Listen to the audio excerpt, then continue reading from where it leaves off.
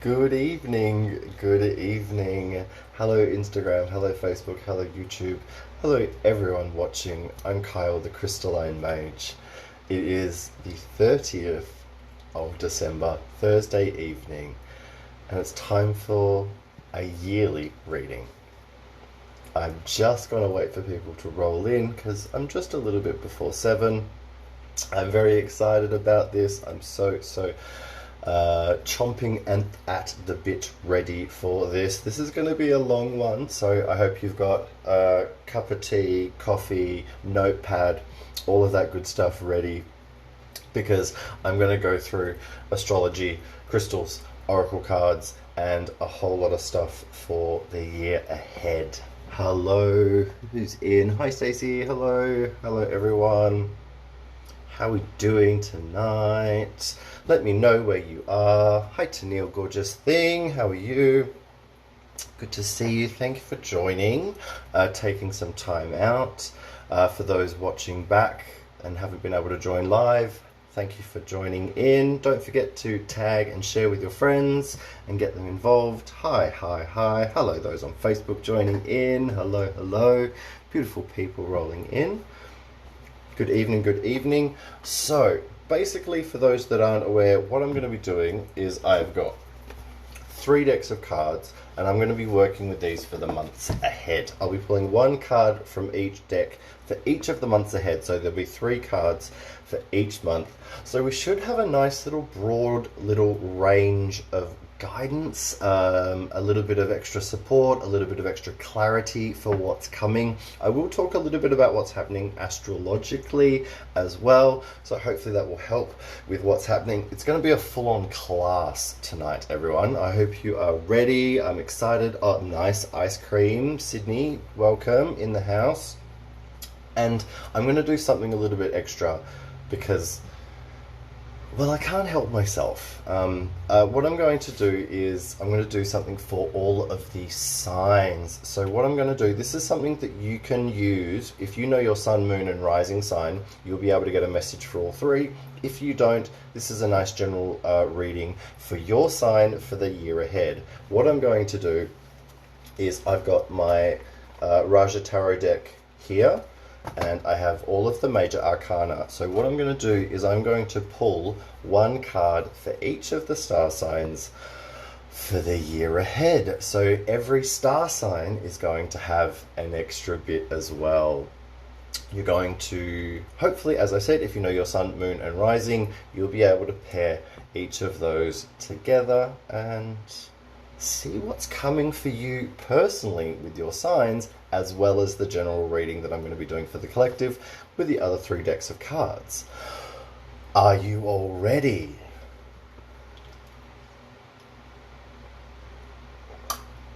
I have a pint of coffee because it's going to be a lot. And I totally understand if you can't stay for the whole reading, because this is probably going to go for an hour or 2. Drink the coffee, don't inhale it. I will be sharing this back to my Facebook wall, to my IGTV, and of course to my YouTube, so you can watch back if you need to. Alright, so first up, let's all take a nice deep breath. Think about your star sign, think about the year ahead, and we're going to start with Aries, because Aries is the first sign, and I'm going to connect a crystal to each card as well. And yeah, let's see what comes. So Aries in the house, let me know if you're an Aries or if you have an Aries placement. We're going to pull you first.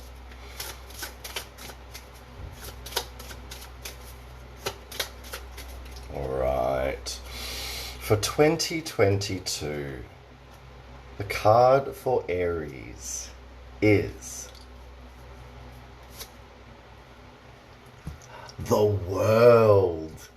Well, if this isn't like proper Aries energy anyway, this is amazing. So the World, for all of you Aries placements, it's really focusing on the big stuff. It's really focusing on expansion, on growth, on creation, on change, on evolution, on really changing the world around you by changing yourself. Bring out the leader, bring out the that is within you, that is here to push others. Aries are really great at leading others, pushing others. So this is going to be a year for Aries of, I want to say, kind of taking the lead again in their life where they haven't been able to, because the last couple of years has been very out of control. And it feels like for you, Aries, it's like regaining control, seeing your world and knowing what you need. I love it. This is beautiful.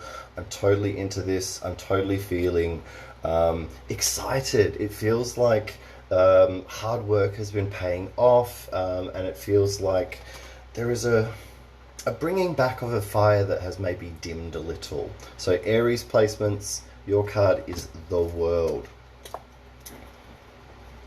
I have my own notebook here and I'll be writing everything down as well.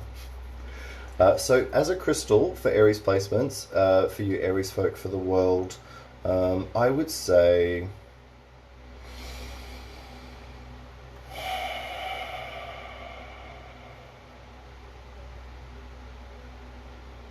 the combination of azurite and malachite.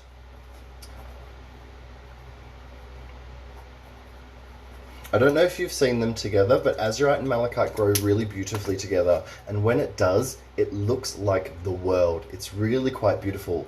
And azurite is really sharp. It's very insightful. Malachite is very leadership driven, very confident. So very much a vibe for you Aries placements. So the World is where we begin.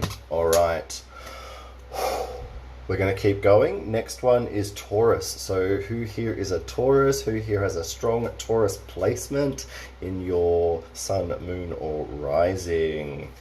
All right, our card for Taurus for 2022 is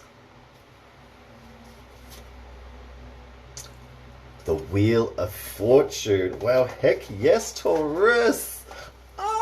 This is really exciting. I know some really wonderful Taurians. I know some really wonderful Taurians that have been working so hard. And Taurian energy is persistent, it's determined, and it's focused forward. And this is like the hard work is really paying off. This is things falling into place.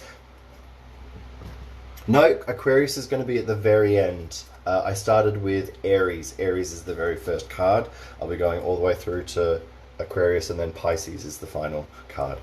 So for love it, Taurus rising. So your rising sign is how you are really presenting to the world. This is awesome. The idea of really things falling into place because of hard work. Sagittarius will be the third last. So Aries, Taurus, Gemini, Cancer, Leo, Virgo, Libra, Scorpio, Sagittarius, Capricorn, Aquarius, and then Pisces in order.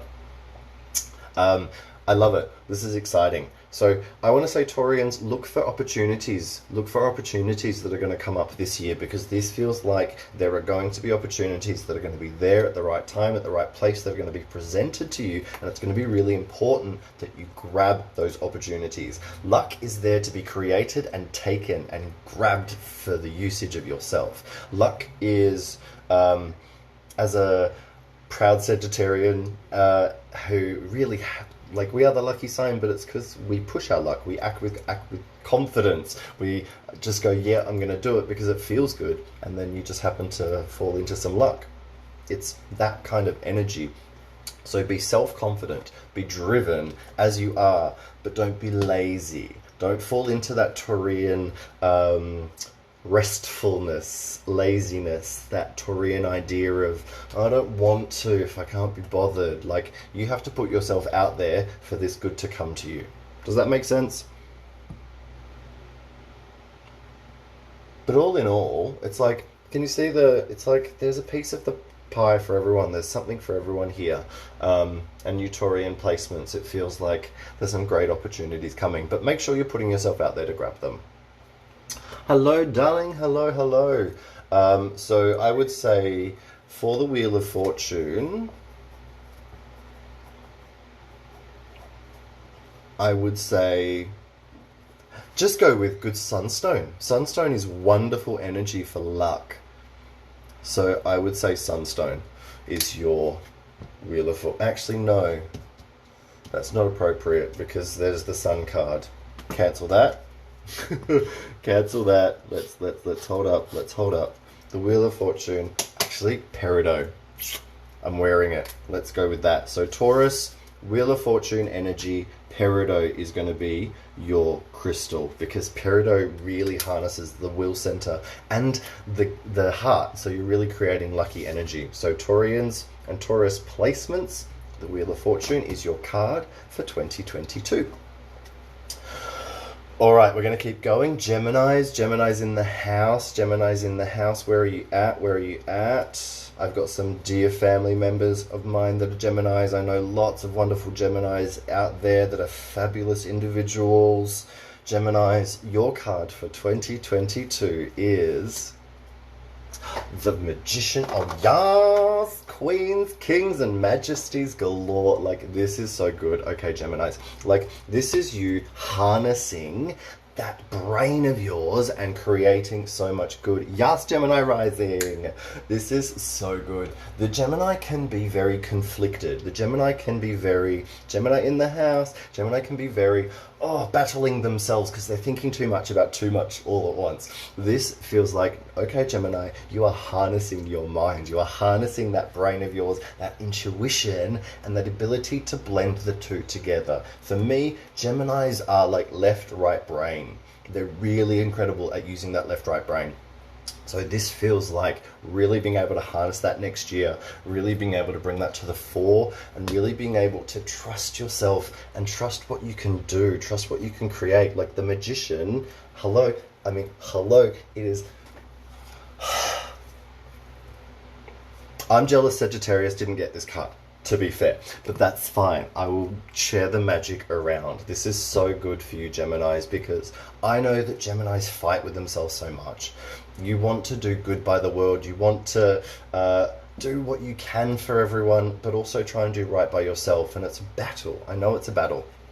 My mother and baby brother are Geminis. My twin sister in spirit is a Gemini, even though I'm a Sagittarius. So I'm very connected to that Gemini energy. So think about really being able to harness your mind, focus it, and create incredible things. For me, Magician energy and harnessing the magic of yourself is all about labradorite.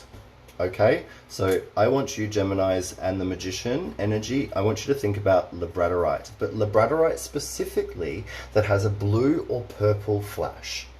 It doesn't matter if it doesn't, totally doesn't matter if it doesn't, but if you can find labradorite that's got a blue or purple flash, it's going to really tap into the magic of the intuition and the psychic side and the mind. And I really want you to think about harnessing that brain.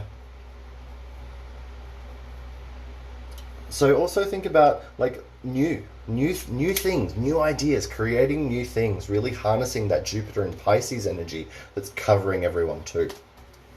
Oh, I'm excited. This feels good. And don't worry about like, there's other cards in there that aren't going to be as exciting as this and people might find scary, but it's good. Don't worry about cards like the Tower and Death, just in case they come up for your sign. All right, Cancer. Hopefully I haven't invoked anything. Your card for 2022 is the Devil. I knew it was coming. It just felt like it. It just felt like it. Hold on. We've got a scammer in the house. Oh, good. We got rid of them. Okay. The Devil, Cancer. I love this. Cancers are so wonderful and so nurturing and so great at looking after others. And so forgetful of themselves. Cancers in the house. Look at all of you popping up. Cancers, this is going to be about really making sure you don't fall into the trap of falling into that pattern of the past of not taking care of yourself.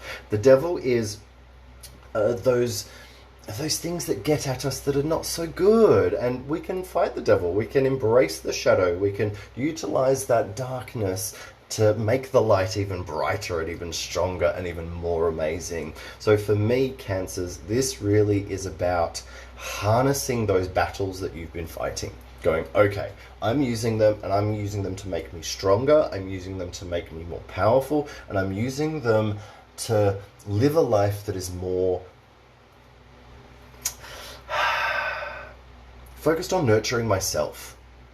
It feels really important. This is what I'm getting at. Focusing on nurturing yourself, taking care of yourself, making decisions that are going to be good for you, and not feeling like you can't put your emotions, feelings, and energy first.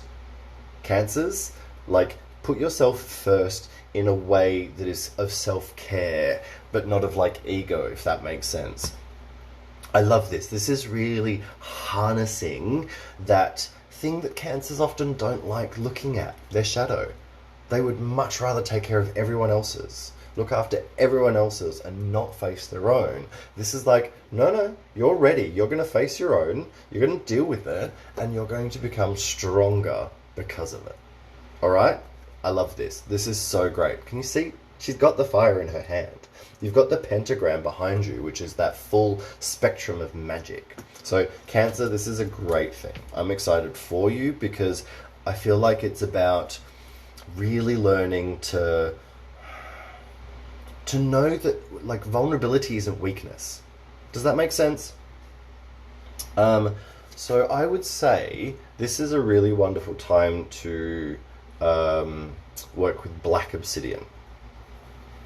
Black obsidian helps us to not only cut away the bullshit from our life, but it also helps us to face the shadow and bring out dragon power.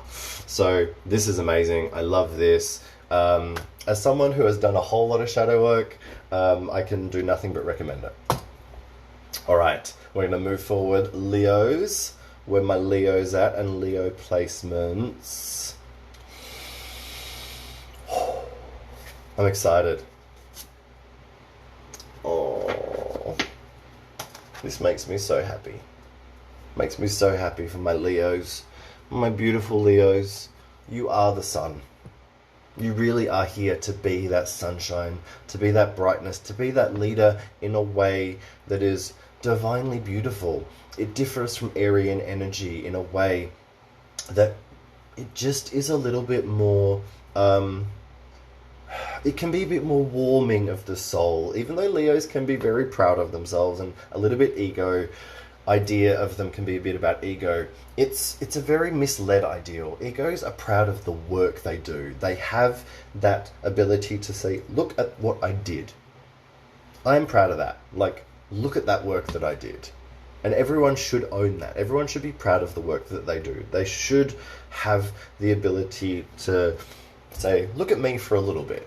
And this is like, the attention feels like it's back on you, Leos. It feels like you're getting a bit of main character energy for 2022. It feels like things are happening for you in a really good way. This is a yes card, a yes sign. This is like the fire coming back. I know when Leos are not allowed to live in a way that they enjoy, they can become so frustrated. And by this feels like that frustration is lifting. It feels like the Leo is able to live their life again. The Leo is able to lead their life again. The Leo is able to be like, yes. This is amazing. I love this. This is so good.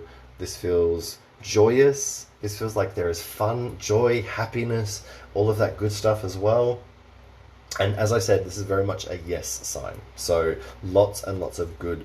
I feel like it's a time to say yes. Jupiter in Pisces. Jupiter is very Leonine in the way it commands growth and all of that good stuff. There is so much to be gotten from saying yes to things. Does that make sense? So for 2022, the sun. This is where Sunstone comes into play. This is where you want Sunstone, kids. So Leos and Leo placements, your card is the sun. I love it. Excitement. All right, we're going to keep going. Next is Virgos. Where are my Virgos at? I know. There's always lots of Virgos and lots of Libras because there's lots of people born in September and October because of reasons. But Virgos, we love you. All right, Virgos, your card for 2022 is the Hierophant. The Hierophant, the Hierophant, doesn't matter how you say it, as long as you don't disrespect this bitch. The Hierophant is they who do spiritual work and they who are here to translate that spiritual energy. So Virgos, it is a deep spiritual year for you, and it's about spiritual practice, being more spiritual in your day-to-day life, taking time out to meditate, bringing rituals into every day, working with the moons and the cycles, and being as spiritually minded as you possibly can. This is deliciousness. This is so beautiful. Look how serene, regal, on that beautiful throne. This is so nice. This is like, Virgos are a mutable earth sign. So Virgos love to create through experience. Does that make sense? They love to get their hands dirty and into things to make things happen, but they don't like to be structured in the way that they do it. They like to jump from thing to thing and get their hands dirty in a few things to really create what they like to create. As a mutable sign, learning through experience and fitting in where they want to is very much the mutable thing to do. So this is very much about being a little bit more focused, a little bit more present, a little bit less willy-nilly, and a little bit more defined about what you're doing spiritually for yourself. So I want you to really bring spiritual practice into your day-to-day life, week to week, month to month. I really want you to be focusing on this. This feels like it's going to bring transformation. She's sitting, waiting. This isn't about pushing. This is about doing like a less is more kind of a year. Work smart, not hard. And as I said, bring more spiritual practice into your life and you will definitely benefit from it because your intuition is really starting to develop. Yeah, it's a mutable thing. We like to willy and nilly, and it's something we're really good at. But if we can focus our energy a bit more, if we can harness what we're good at, we're unstoppable. So I want you to start focusing and harnessing your spiritual stuff this year, next year, with the Hierophant. I love it. This is beautiful. Crystal-wise,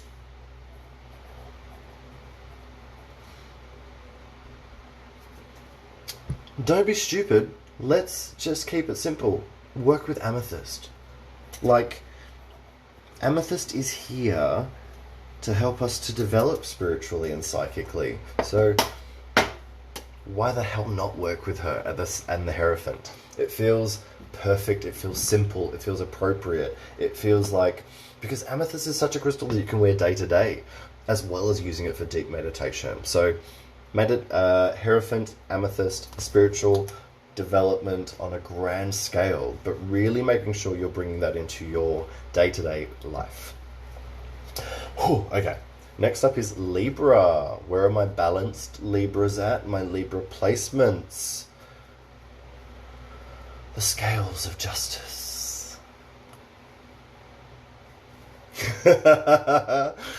Any excuse, Stacey, to get an amethyst cave. Am I right? All right. Excuse me. Quick drink. Libras, where are you at? Are you enjoying this? Here we go. Your card for 2022, Libra. Oh, the Hermit.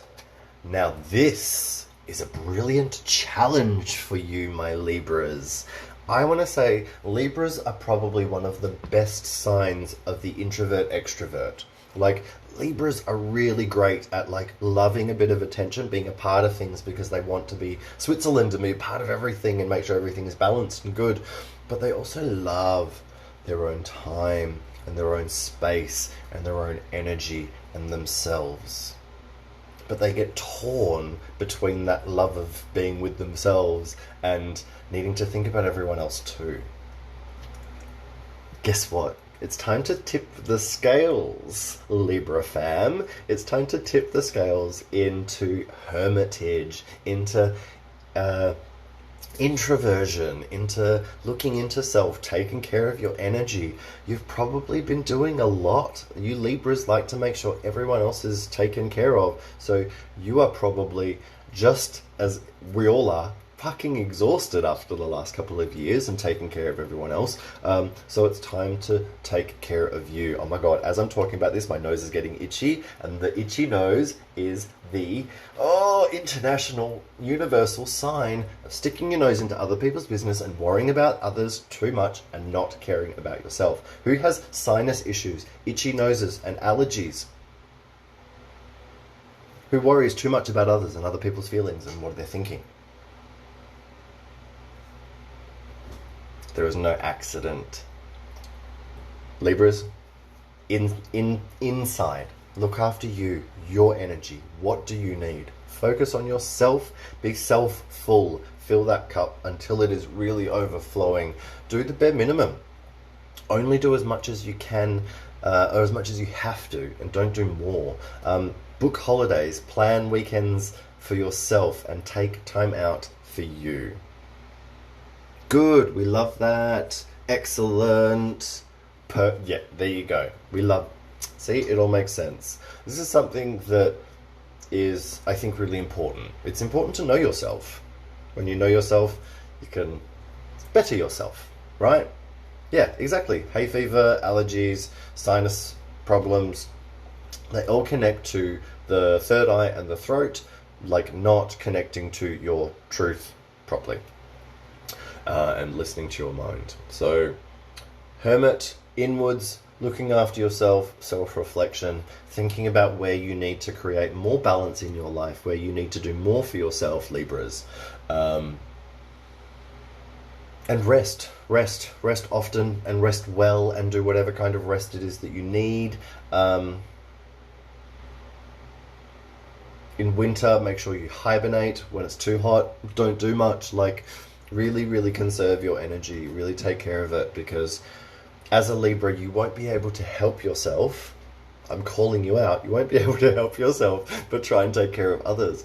And you will be burnt out, you will get tired, or you'll get sick, and the universe will say, time to slow down, Libra.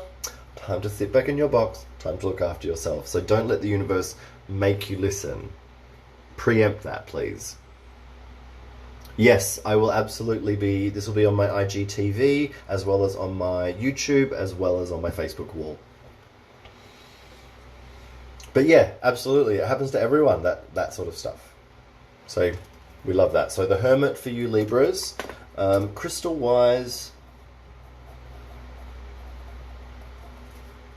I want to say natural agate. Natural agate. So natural agate is the greys and the browns, and natural agate is so nurturing and supportive, and it's pure, delicious earth energy. And you Libras are all that air, right? So you need that earth for grounding. You need that support. You need to remember to get your feet into the ground.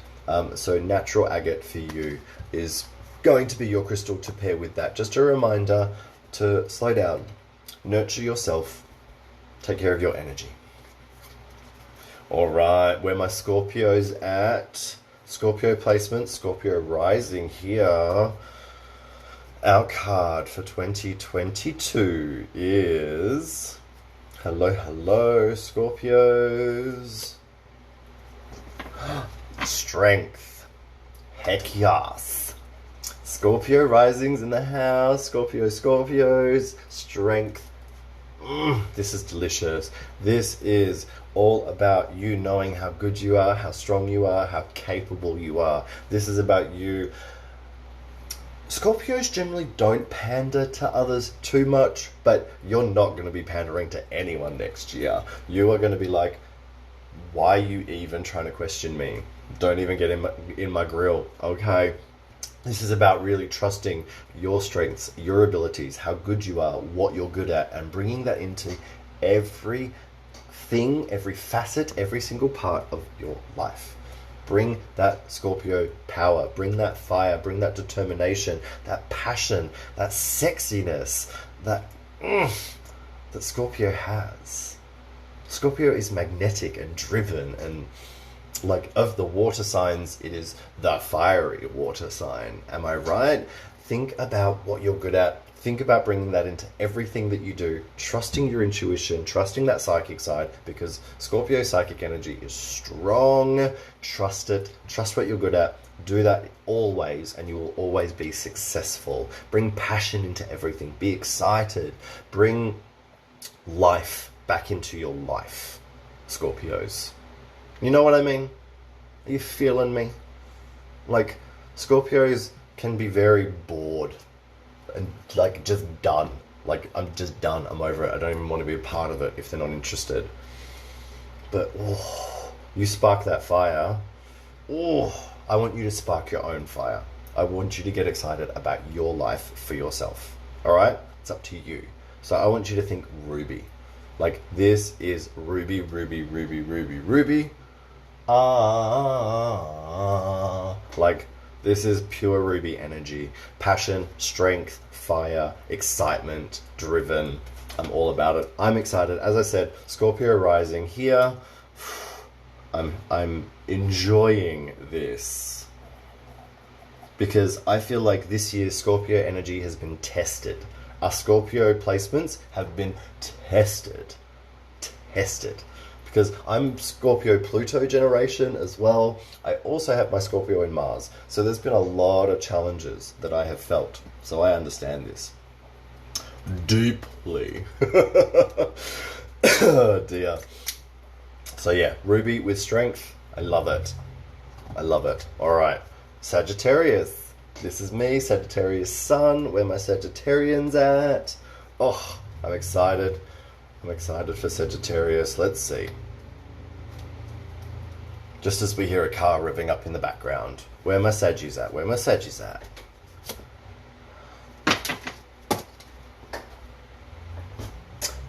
This.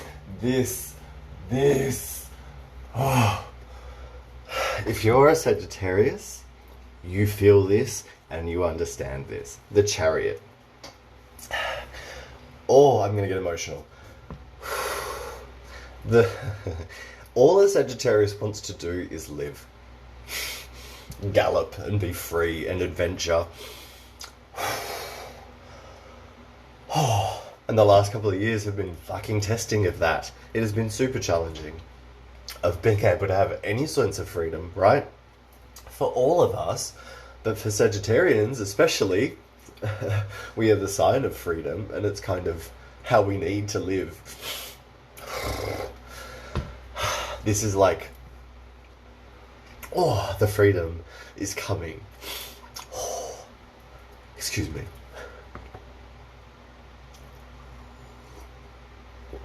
Things are really moving forward.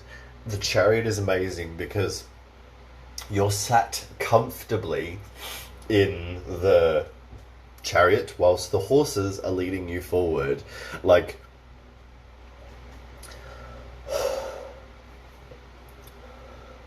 things being taken care of. Things just working out.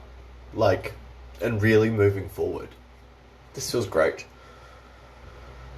Oh, well, that smacked me, didn't it? I love it. I love it. It's great. Like, Sagittarians will understand this. There is a really special kind of pressure that comes from just not being allowed to just do things that you want to do at a whim. And thank you. This is really about having much more of that freedom. So much more of that freedom. Being able to dream and have it really come into fruition as well. And I'm trying not to be too personal. Like, I'm very much focusing on the sign. It's just hit me very personally. But yeah, this feels like very safe whilst the momentum moves forward and moving forward in a really positive way. it's going to be important because of especially this Jupiter and Pisces energy that's working for the first half of the year. It's going to be important to not gallop too fast. You still have the reins, Sagittarius. You still have to hold on and not expand too quickly, not grow too fast, and not go too quickly into the future that is unknown. It's important to gallop and go forward, but to be harnessing it and not to lose control of the horses that are running in front of the chariot. Does that make sense? Like, it's important to use that momentum for you, but don't be taken away with it, if that makes sense. So the chariot for you Sagittarians, this feels beautiful. And this for me is citrine. Like beautiful, natural citrine here. I am vibing with it. This feels good. Yeah. Whew. That was a lot, wasn't it? So, citrine for your Sagittarius placements for the year ahead. And the chariot. Alright, so 3 left. 3 to go. Capricorn, Aquarius, and then Pisces. Alright, Capricorn's in the house. Where are my Capricorns at? We are in Capricorn season now. All that strength, all that determination, all of that stubbornness. We love Capricorns. Alright, who's ready? Your card for 2022 is... Okay, there it is. It was going to come out. Capricorns, it's time to change things. It's time to make big changes that have been happening around you already. The tower crumbles so it can be rebuilt. The Capricorn has to learn the hard way. Of all of the signs, the Capricorn probably learns the hard way the most. They have to learn it in their way to understand it. You can't just tell a Capricorn something and have them believe you. Oh no. That is not Capricorn. That is not how they work. You are going to expect a Capricorn to say, but why? Why is that? And how did you get that answer? Capricorns, this is about breaking down everything in your life that has been built up by others so it can be rebuilt properly by you. Does that make sense? You have been learning some lessons, right? And it's time to really knock down the last vestiges of the past. Yeah, absolutely. Burn the shit out of it and let it be reborn again. The phoenix comes out of the ashes, and this is very much coming out of the ashes. This is very much big dramatic shifts, big dramatic changes, and Capricorns can be scared of change, but they can adapt to it really beautifully when they let themselves. So this is about you taking a bit of control over that change, going, okay, the universe is changing. It's changing around me. It's forcing me to change. I'm not going to be afraid of it. I'm going to embrace it, and I'm going to do it for me. All right? I'm excited for you because for me, Capricorns are here to like go, but did you do that properly? Are you sure? Like, if that isn't a Capricorn, tell me. Like, seriously, they are here to really make sure you're doing your job properly, right? And this is like, put that on yourself. Make sure you're doing your job properly. Make sure you're doing it for yourself properly, and you knock down everything that is in the way so that you can build it properly for yourself. I'm excited because they are like details. Capricorns make a really great vision board for the year. Like, get your anal retentive, I need to know all the details of what's happening. Like, do that and break that down. Does that make sense? Does that make sense for all of you Capricorns? I love it because the moon is watching over, and the moon is casting that idea of looking through the illusion, right? And sometimes it just takes a bit of time for the Capricorn to get there. But when they do, get out of their way. So this feels good. Challenging, but good for you Capricorn energies. I would work...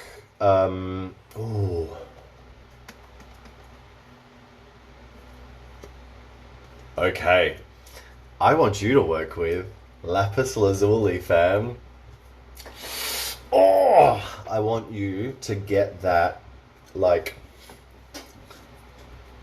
because lapis has the lazulite, which is deep intuitive truth, like just knowing shit, right? The pyrite lends the masculine idea of building and creating with structure and strength and stability. And then calcite brings clarity, and it really expands and shows you all the information in front of you. So lapis lazuli is a truth-seeking energy, and it really helps us to do what's right and see what's right. So lapis is your card, your crystal to go with the Tower, Capricorn.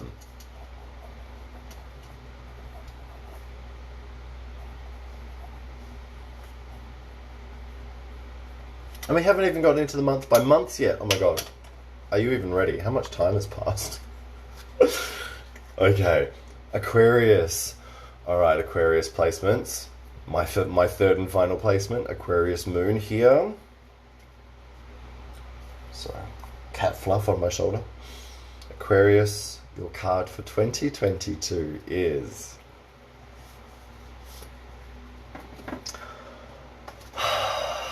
Look at that, the star.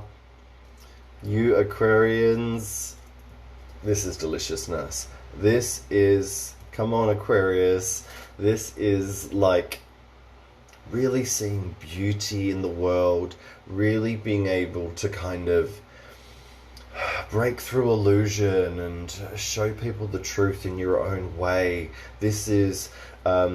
I want to say the star is kind of very Aquarian in its energy, right? You are here to channel the feeling and show it to the world. We are at the dawn of the age of Aquarius. We are just at the beginning of that shift of helping people to see differently.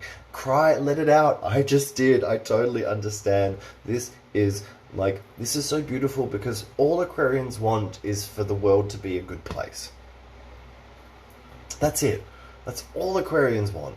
And because they're thinking of such expansive things, people think they're fucking weird. Right? Aquarians are beautifully and wonderfully strange. And they have to be. Like, we can't be thinking in the same way. We are moving out of these ways that are not correct anymore. We are moving forward into a more spiritual way of doing things, a more correct way for everyone. And this is really bringing that into the fore, bringing your mindset into the foreground and letting everyone else vibe with you. No more hiding the weird. No more hiding the weird, Aquarians. It's all about shining your weirdness to the world, being your weird, wonderful self. If you want to colour your hair, colour your hair. If you want to wear nail polish, wear nail polish. If you want to do that class that's strange, do that class that's strange. If you want to start painting, start painting. If you want to... I'm sorry, there's something bugging my left eye. So really use your intuition more than logic. It's not that logic won't have a place. Logic will always have a place and time. But really use your intuition. Use that, like, more spiritual psychic brain. Please, next year, Aquarians. And I want to say keep looking to the future. This feels very much like live in the present with an eye to the future. And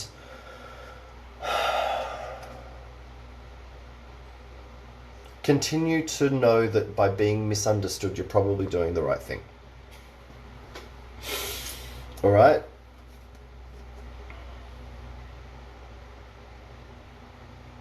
I want to say, like, this is total Herkimer Diamond energy right here. Like, I'm wearing one in my ear. Like, this is a Herkimer Diamond deliciousness in a nutshell.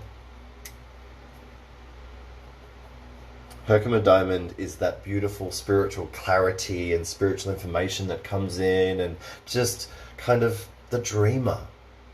And Aquarians are very much the dreamer.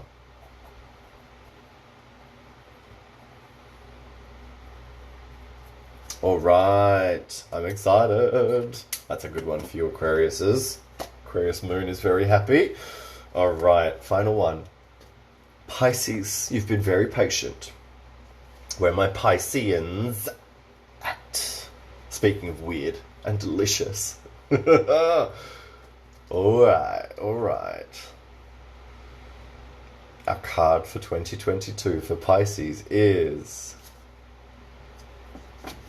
the Emperor. Wow. Okay, Pisces. It is time. You are the last of the mutable signs. You are the water mutable sign. So you are arguably the most wishy-washy of all of our star signs. Challenging for others. But you are just flowing and doing your thing. Am I right, Pisceans? You are feeling your way forward. You are being creative in the way that you exist. And you are not here to be logical. You're not here to be rational. You're not here to be too clear too much. You need to feel your way into things. It needs to feel right. It's a beautiful thing. One of my dearest friends is a Pisces, and like, don't ever put on a stopwatch or set an alarm if you're doing anything with her, because it needs to be fluid. It's just beautiful. Like, more people need to take this on. We are too rigid, too structured, and too like, I need to do things in a certain way. And Pisceans are here to show us, go with the flow, man. You'll be okay. Deliciously ironically, your card for next year is the Emperor, who is the structured, organized, masculine one. So I want to say your challenge this year, Pisces, is to be a little bit more strong within yourself and your decisions, to be the leader in your life, to be a little bit more cold. Take the feelings out of things a little bit more for the future and for 2022, especially for moving forward. It's going to be a time of being a little bit more poker-faced, being a little bit more less revealing of yourself, because it's like you've got work to do. You got shit to do. There is too much on your plate for you to be unfocused and for you to be wishy-washy this year. There is too much to do. So you got to do it. You got to get down, you got to get dirty, and you got to put your feet in and know that this is where you are. You are here to live this, to do this, to experience this. So be the leader. Stand up and be strong. I love this. This is delicious. This is powerful. This is like #unfuckwithable, right? Like, yes, boundaries. Great word. I love this. This is not about being not yourself. I'm not about not being yourself. You need to be yourself. But, exactly, boss it up. This is very much about I'm going to be the best and most focused version of myself. I'm still going to be fucking chaos for everyone else. This is something that I've had to admit to myself as a Sagittarian, is my version of organized and structured is still fucking chaos to everyone else. And that's fine. I'm okay with that. I'm totally okay with that. You, as a mutable Piscean, have to remember that your version of organized is organized chaos. It's yours as long as it works for you. Thank you. This is, I want to say, pyrite. Beautiful, strong, structured, masculine, organized energy. So it's going to pair with your fluidity deliciously. So pyrite is the crystal to pair with the Emperor for all of you Pisceans and Pisces placements next year. How was that? Are we excited? Does that feel good, everyone? We've got that out of the way, so everyone's Piscean, astrological signs have been taken care of. Hopefully that is going to help even more with what's to come. Alright, if you need to quickly go to the toilet, grab a drink, I think now would be a great time. I'm just going to have a quick drink myself.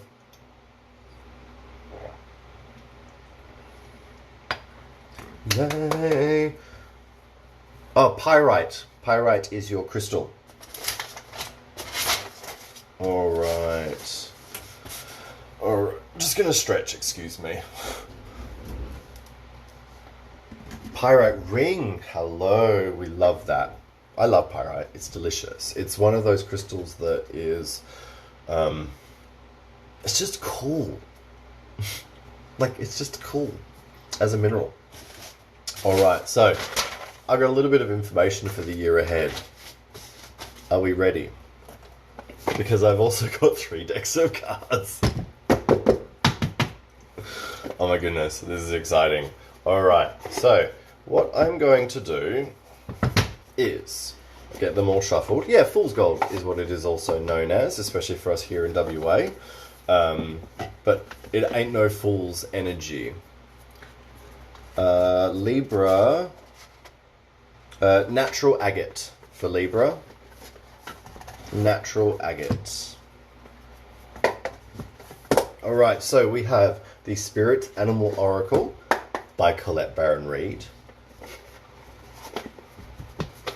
We have the Gateway of Light Activation. Yes, absolutely is recorded. It will be up on IGTV, on Facebook Wall, and YouTube afterwards. So that was just the astrology part. Now I'm going to actually be doing the month-by-month reading. And the final deck is the Shamanic Medicine. Yes, my namesake, Mr. Kyle Gray. It's a beautiful deck. Wonderful to work with. Alright, so I'm just going to give everyone a shuffle. Now our focus is, as I said, month by month. I'm going to be pulling 1 card for each month, and of course giving you some crystals too.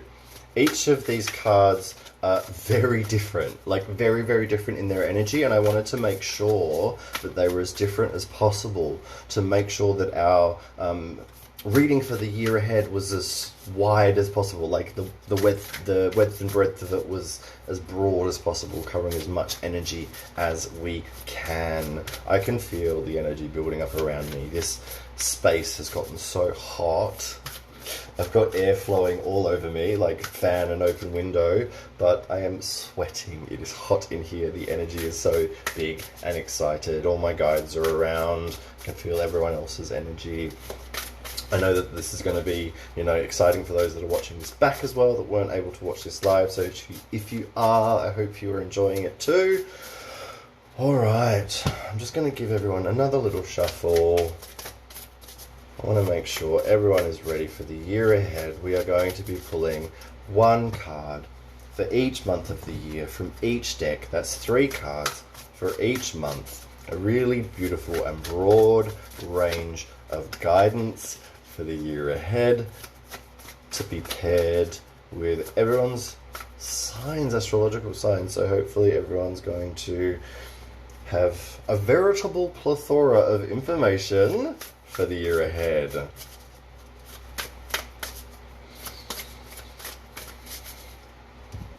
(2022) is definitely going to be an interesting year, I'm sure.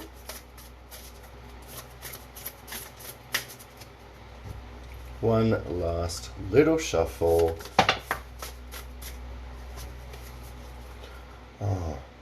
Before I start, this is something I forgot. I did all of this research and I got all of this information before I started, and I forgot. Does anyone know what the Lunar New Year, what we're going into next year? I'm curious. I've completely forgot to look it up.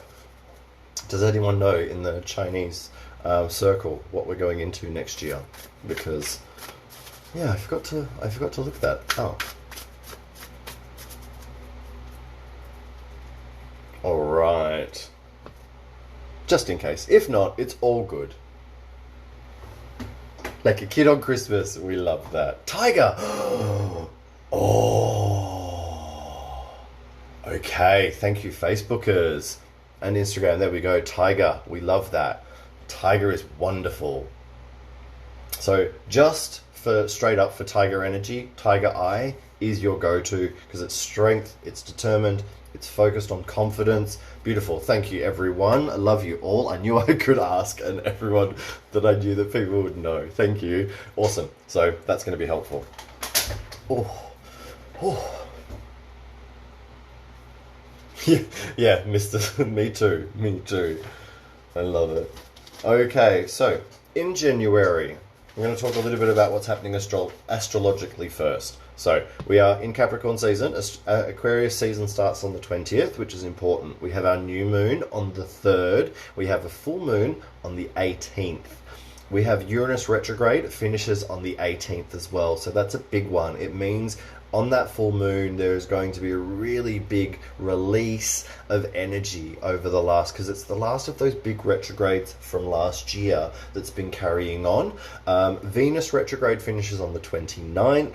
And unfortunately, our first Mercury retrograde of the year starts on January the 14th. Fire Tiger, perfect. Thank you very much. We love that information.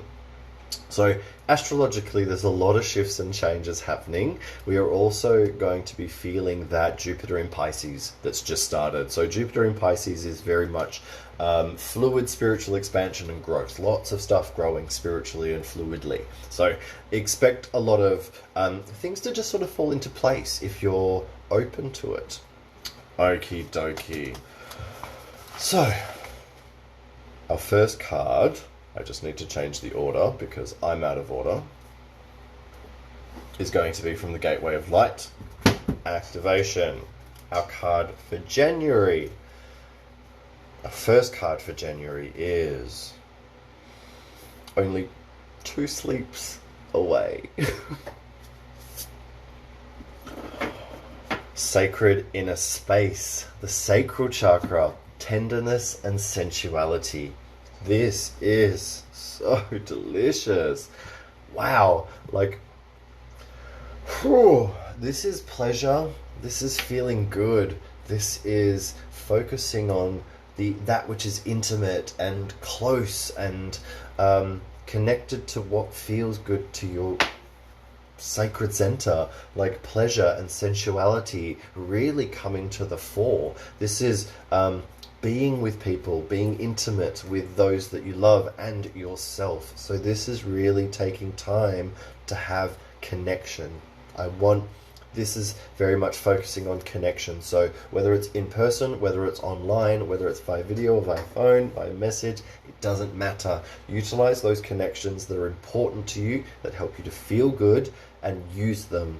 Use them often and regularly. Connect to them and know it's not using them, if that makes sense. It's like, it's just a natural part of living. It's an exchange of energy. It's one of our energy centers, and we want that exchange. We want to always be connected in a beautiful way. We want to be connected to those that support us, that are looking after us. So this is really being choosy and not just throwing your energy around. Like really being, no, that's not good for me, so I'm not going to do it. Does that make sense? It's very much about taking care of yourself and making sure the energy that's coming in and out is good. I'm just going to write down sacred inner space. It's very, what's the word? Like, it's fun conversations with friends. It's sitting down and watching a movie with your partner or your pets and just cuddling up and enjoying yourself. It's spending time by the beach or in nature, if that's what replenishes you energetically. Watching the sunset and being intimate with those that you can be intimate with.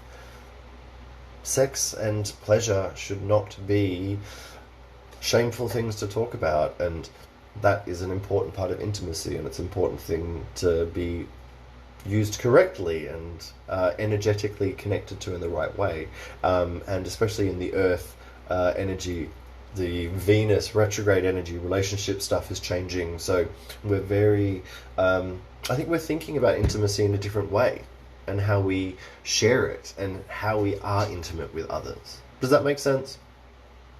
Yeah, absolutely. It's very important. So important.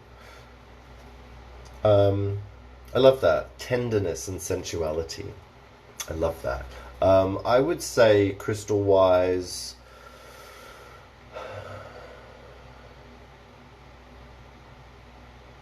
it's giving me orange calcite.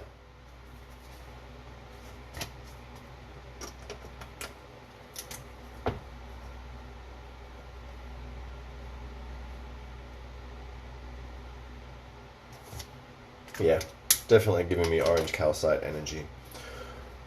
Great for your birthday month, definitely. All right, let's carry on for January. Our next card is going to be the Animal Spirit. So which animal guide is going to be covering January? Wow, the Swan. Time for a deep dive. We love that. The Swan is beautiful because it shows us that connection to transformation and spiritual transformation and psychic transformation. It shows us the ability to be beautiful and graceful under pressure, and to be able to not show the feet under the water going crazy. This is, really bringing beauty and grace into everything. Really being able to be a bit more fluid, being able to not be caught up in other people's feelings. Not being caught up in the little things, the stuff that's below you. Swans have an element of elegance and haughtiness, and they look down your nose at things. So it's kind of bring a little bit of that into your life. Like, yes, I am going to say that I'm too good for that. Thank you very much. Really have standards this month. And I think it's reinforcing that inner center, sacred inner center card. It's really reinforcing that, but bringing a slightly different vibration with the Swan. As I said, really focusing on your spiritual stuff. That psychic energy is really important with the Swan. And especially crystal energy that I'm getting for it is celestite. Really strong energy of celestite, which is really seeing the beauty in things, connecting to that grounded spiritual energy, being able to feel protected and safe, and able to just swan through life. So I love that. Swan is a delicious energy for January, and as I said, celestite is the crystal that I'm going to pair with it.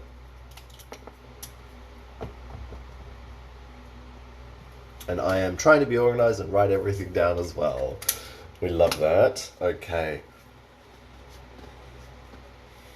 And I think this makes sense as well, because there are these retrogrades that are finishing and others that are starting. There's there's some really tumultuous shifts of energy. There's a couple of big things, and then there's this slowdown, and then it picks up again. Then there's a slowdown throughout the year. It's sort of happening in waves, and this is like the end of the wave from last year is going to be January, if that makes sense, and it's going to be kind of going whoop through Feb before it goes up again. All right, so our last card for January is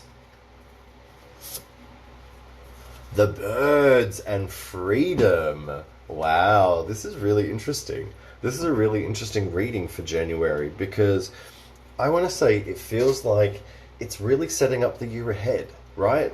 We want to set up the year ahead in the month of January. It's kind of what it's for. We want to be laying the groundwork, and we are laying the groundwork for doing things that are going to be beneficial to our energy. We are going to be living in a way that is in the flow of how it should be, and with freedom, being able to fly, being able to see the big picture, being able to be a part of it all. Does that make sense? This is exciting, this is beautiful, this is powerful, and this is profound. This is a time of really thinking big, really thinking about how can I keep doing things differently? The world is pushing me to do things in a different way. How can I do it differently and better?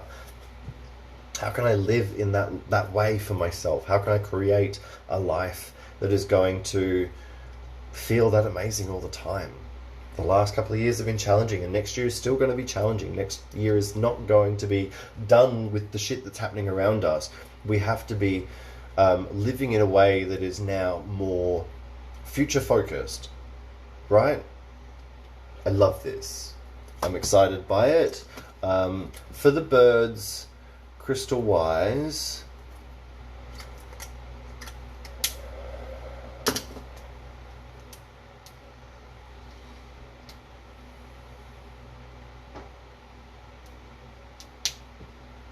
Hmm.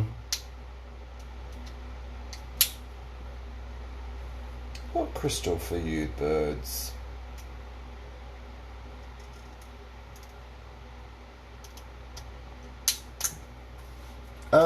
I want to say blue apatite is coming to me really strongly.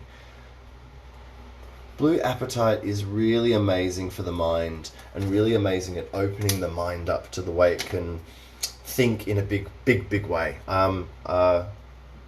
Nice. That's a beautiful, beautiful one. I love seeing eagles. It's always so exciting, right? So this is giving me a combination of spiritual and human pleasure, as well as I said, sort of creating what you want for the rest of the year, really laying that groundwork. Because if you can integrate these sorts of things whilst we're all kind of on holidays and working our way back into work again, it's almost like you have a better year with whatever's going to happen as well. Does that make sense? It's going to be important, I think, to start the year right. All right, so I'm going to roll into February now, and this is another big one. February, on the 1st of February, we start with Lunar New Year, and we know now that we're going into the year of the Fire Tiger. So really powerful, strong energy next year. It is going to be fiery. It is going to be heated. It is going to be... I think it is a time where there is going to be people that are going to be vying for power. It is going to be one of those years where it feels like the pressure of the last two are really politically and around us, little people, it's going to feel like there's going to be a lot of butting heads in a big way on a larger scale. So us little people, us little humans, we really need to be focusing on making our lives as positive as possible, knowing that we are working through changes. Does this make sense, everyone? I'm not trying to fearmonger. I'm not trying to make anyone scared. I am just a realist. All right. So February, we're all with me. We're all okay. We're all happy to keep rolling forward. I will digress often and regularly, and those that are here still and have been here from the start, you're doing very well. Gone past an hour officially. All right, our card for February from the Gateway of Light activation is... Wow, the Lemurian seed codes. It says embracing sensitivity, uniqueness, and living with grace. If that isn't a carry-on from the Swan card, I love this. This is really exciting. So this is Lunar New Year. So this is another new year, another new beginning, another fresh start. This month, we also have the Mercury retrograde that finishes on the 4th. So at the very beginning of the month, that finishes. We also go into Pisces season as well. And for those in the United States, something is happening on a really large scale. So the US of A is having what is known as their Pluto return. So the Pluto return happens, I think, every 225 years or something like that. And the Pluto return is renowned for huge upheaval. The Pluto return is bringing around all of that shadow stuff in a big way, and it is known to bring revolution. The French Revolution happened in their first Pluto return. I think the fall into Soviet Russia was a Pluto return thing that happened. So the Pluto return can be very big for countries as a whole. So it is going to be a big thing to watch for us here in the Southern Hemisphere, for everyone in the world, because unfortunately, America influences the whole world. I've never been a fan of that, and I find it quite frustrating, but it is what it is. So this is going to be something that will influence the world. There is going to be big drastic changes happening in the US that are going to be felt everywhere. So this is going to be about going, we are no longer under that cloud of that sort of American way of living. So the world is now going to be fighting for who's going to be the leader. And I don't want to think too much about that. Try and think about the fact that we want to be changing that side of things, that kind of fake performative energy that's very American. Does that make sense? And like, I just find that it's going to be, I want to say, authenticity, much more authenticity, much more realness coming to the fore. This feels like bringing and embracing that change, going with that, and knowing that whatever needs to be crumbled or whatever breaks down has to be broken down to be rebuilt properly. And I think this is going to be bringing even more focus on the self, going, wow, that's happening over there. I really should be taking care of myself. Does that make sense, everyone? The Lemurian codes as well, Lemurian seed crystals, comes from that Lemurian time that was psychic and spiritual, and everyone was heart connected, and unconditional love ruled. We were very connected to the earth and the seasons and the way things were, and it was much more natural. And we have gone in a way that is too controlled. There are elements that we need to balance out, and elements of the past that we need to bring to make the future better. It's not that we need to live in the past and do exactly the same way, because that's not going to work now, but we need to bring elements and lessons and knowledge and information from the past to make our future better.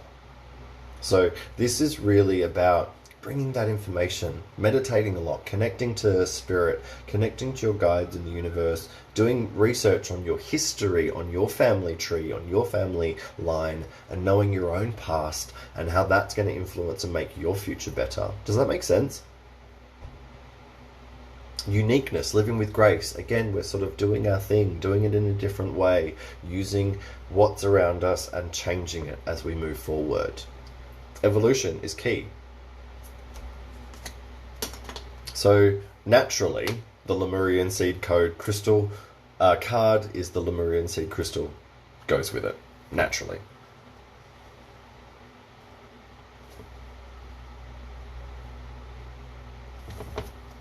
Does that make sense?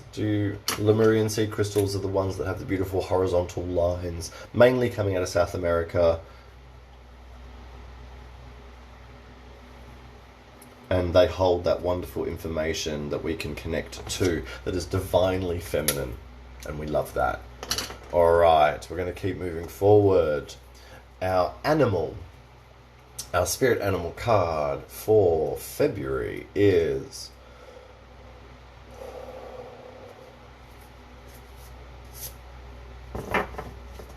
bam, right there, the butterfly. Transformation is beautiful. It might not feel good sometimes, but it's all beautiful. We need to transform. It's wonderful. I love this. This is so good. Now, this is something that I learnt only last year about butterflies that I find really interesting, and it helps me understand transformation, is the fact that butterflies, when they're in the cocoon, they go to mush 3 or 4 times whilst they're trying to form the butterfly. When they're at the caterpillar, they go, not quite there, mush again. They go, almost, no, not quite the butterfly. They have to do this process of like formation and reformation in goo before they're able to become the beautiful butterfly that we see, that, you know, lives for a really short period of time. It's important to know that there is frustration and ugliness and difficulty and emotion that comes with transformation. Beauty, there is so much beauty in it, and there is beauty in all of that frustration. Does that make sense? So it's like, embrace all parts of the transformation. Know that there will be parts of this month, February, that will be a bit challenging, that will be a bit hard, that will be like, what the fuck is going on?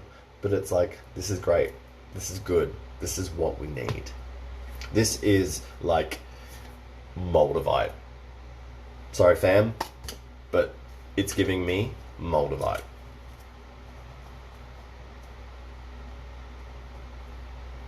And when you can embrace the transformative energy of Moldavite, it's beautiful.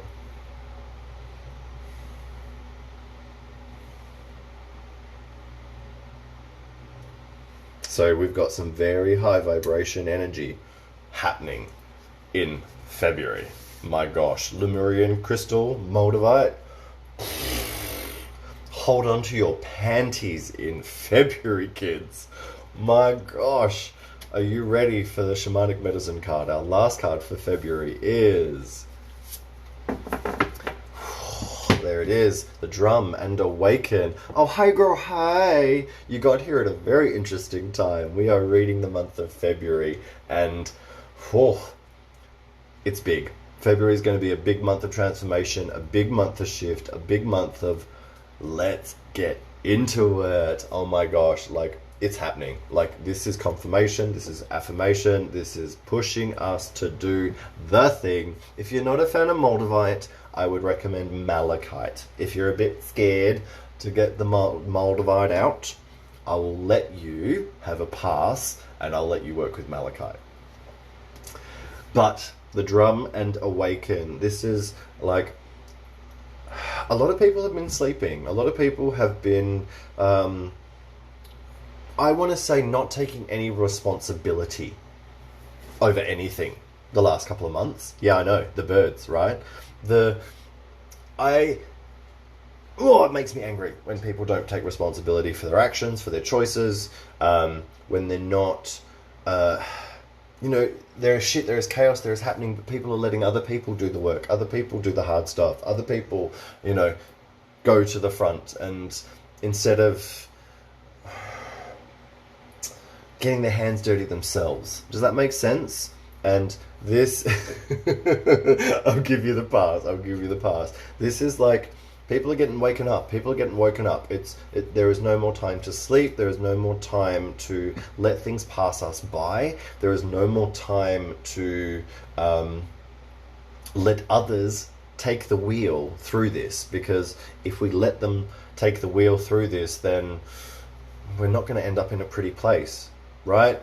This is really going, what is my part to play here? What am I here to do to make this world better? How can I step up, be conscious, be aware, right? I'm excited. And I'm also, like, the Scorpio rising in me is like, fuck yeah. Like, fuck yeah. This is exciting. I feel like there is, it almost for me feels like a call to action. And personally, this is going to be very different for everyone. Like, for everyone, this is going to be very different. This can be as profound as going through huge changes in work. This can be as profound as going, guess what, children? I am not going to be picking up after you anymore. You now have to sort your own shit out. Do your own dishes. Clean up after yourself and stop slacking off. Because if you're going to live under my house, you're going to have to do things my way.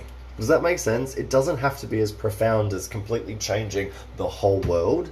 This is awakening you to your world, your life, your journey, and what you need to do. Right? Your life, your journey, your experience. Awakening yourself to that. Alarm is set. Alarm is already happening. We are hearing it. It is ringing. We are waking up. Right?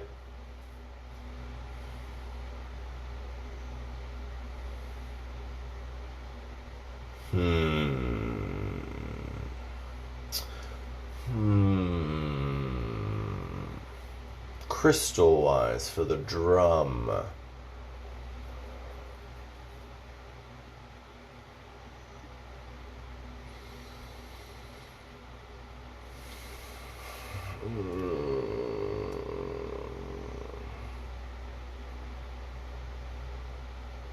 Yeah, no, that feels good actually. For the drum,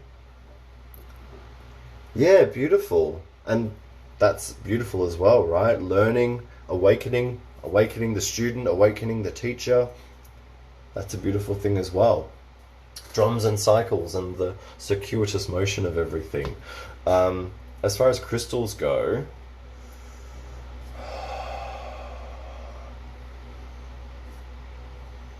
it's going to be, I think it has to be carnelian.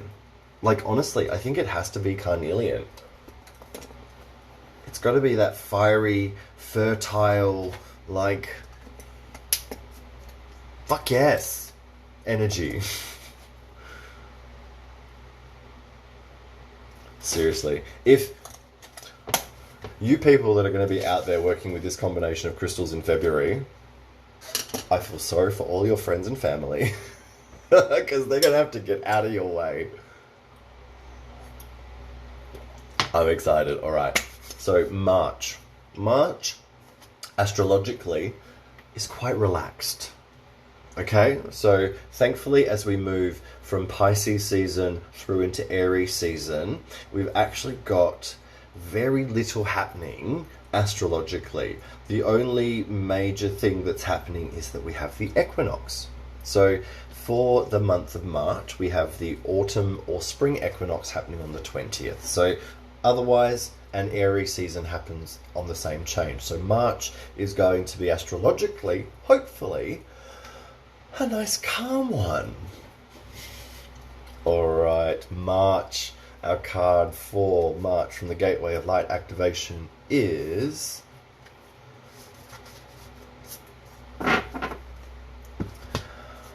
Sirius Star Blessings. Sirius is our North Star, that bright white light star. Yes, proceed, be seen, push through. This, with all of that astrological stuff kind of getting out of the way, it means we can just do. We can just be, we can just exist, and we can just do our thing. And how good is that? I know, right? Oh, for your birthday. Oh my God, wouldn't that be nice? This feels like a breath. This feels like, oh, okay. Bit of pressure off, a bit of light at the end of the tunnel, a bit of things being a little bit easier, things being a little bit less pressured, things being a little bit more enjoyable, and things being, especially for us in the Southern Hemisphere, it's harvest. The autumn equinox is a time of harvest, of abundance, of bringing in all of that you have done from the last year, because it starts, what you harvest in autumn starts the year before, right? So it's really about being able to see that work paying off, being able to harvest that, bring that in, reap those rewards, and have some ease, which sounds so good. So good. All right, who's with me? Oh, I love this. Sirius Star Blessings, crystal wise, this is giving me apophyllite, clear apophyllite.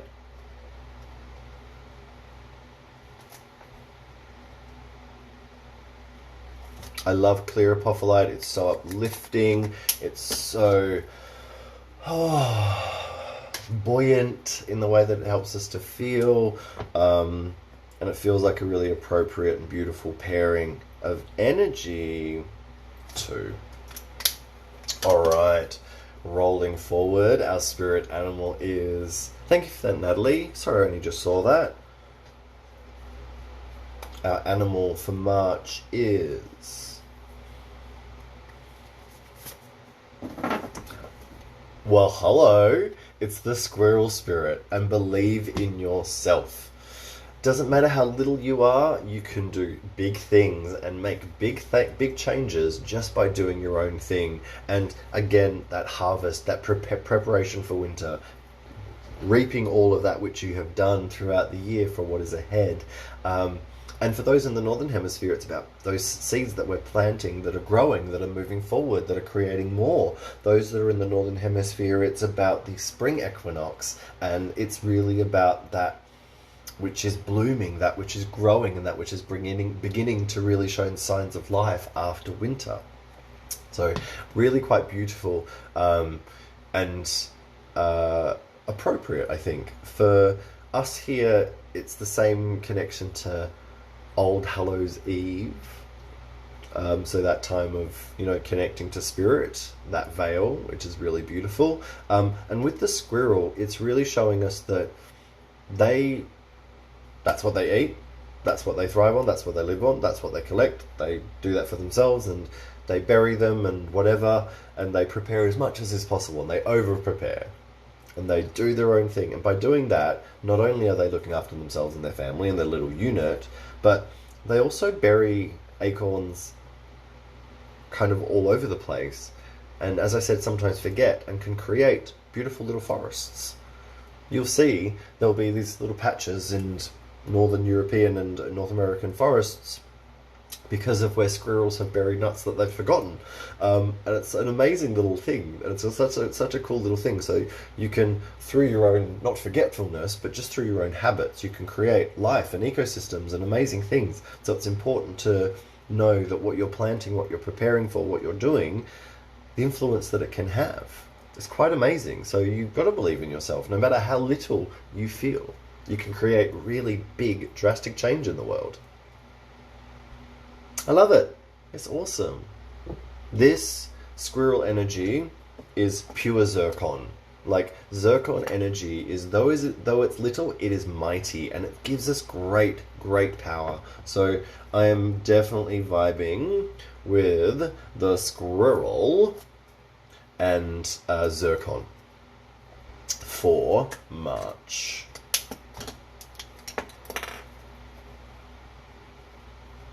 I would say if you can't get your hands on zircon as an energy, maybe red aventurine. All right. Our third and final card for March, which is our shamanic medicine card, is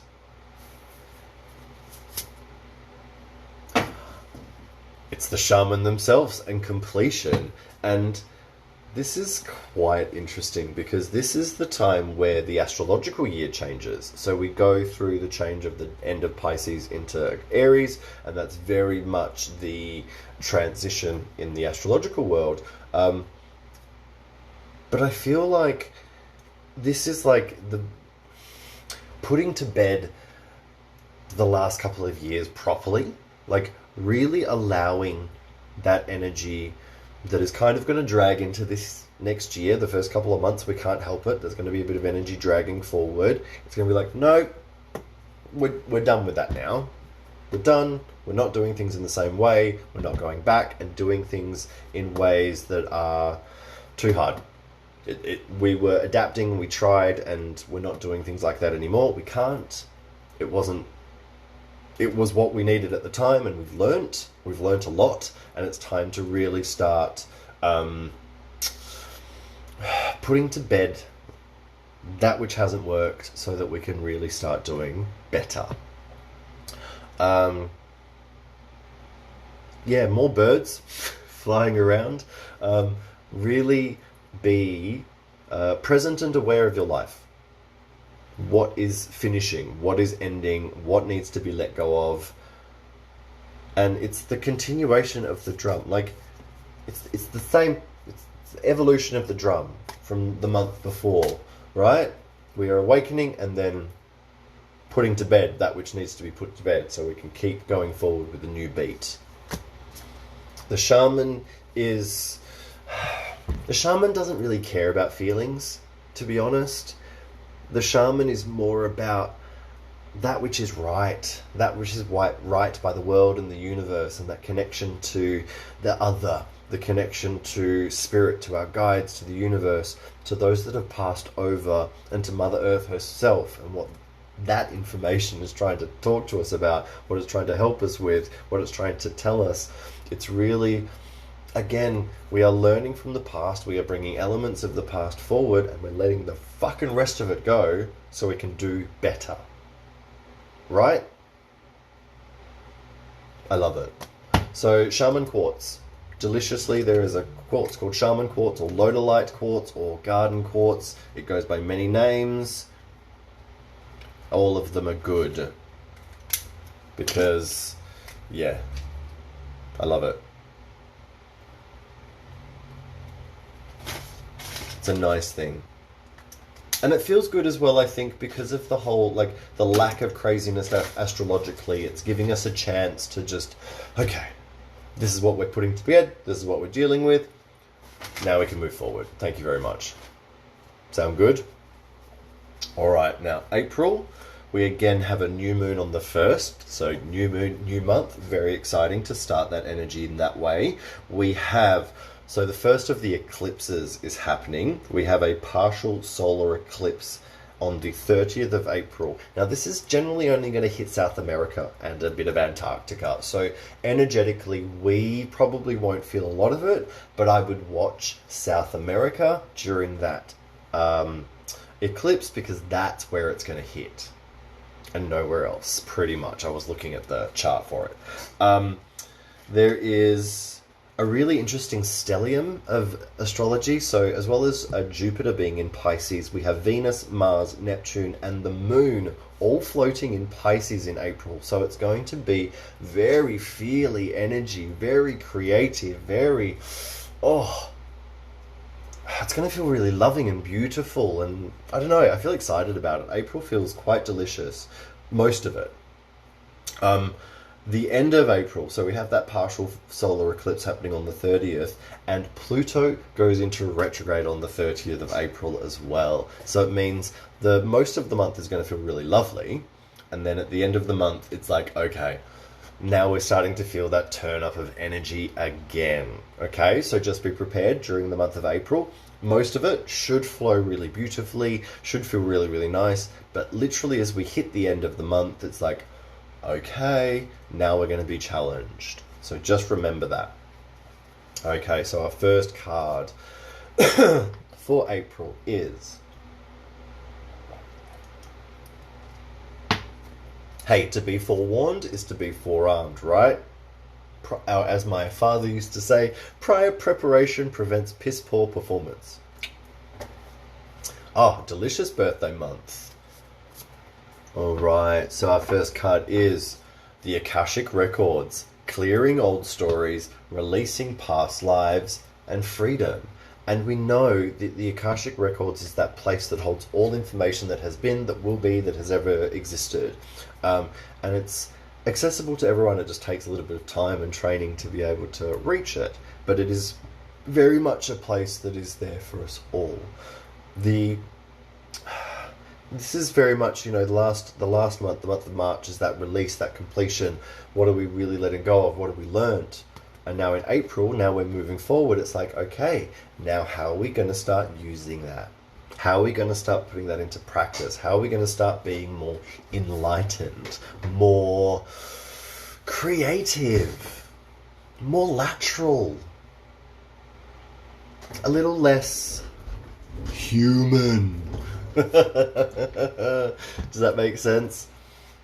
Yeah, this feels very much like really letting your soul kind of dictate this month. Bringing that higher awareness, like your higher self, your angels, your guides, they know better. Listen to them. Listen to it. It's you anyway. So listen. Tell the human to just get back in a box. Sit his butt down, shut themselves up, right? Because your spirit, your soul, the universe knows better.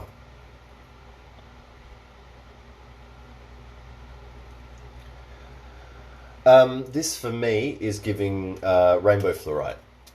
Very, very, very much rainbow fluorite energy, because Akashic records being library, being learning, very much rainbow fluorite is the stone of learning and sort of philosophy and all of that good stuff. So I would say rainbow fluorite is going to be delicious for April.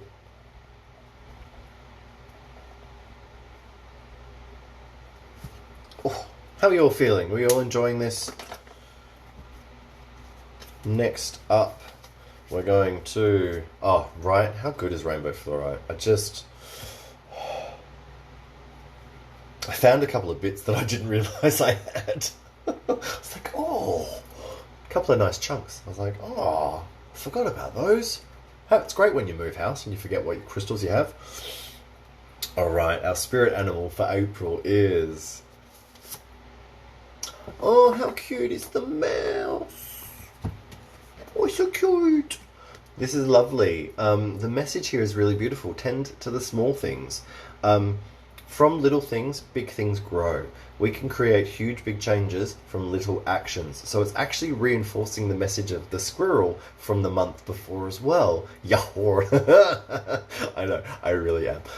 This is going to be continue to make little changes that are going to actually have big consequences or big reactions. This is you don't have to do huge things to make huge changes, everyone. And this year, we're really being shown lots of little things are going to create big changes. As I said earlier, there's all these huge happenings around us, you know, politically, around the world, shit happening everywhere.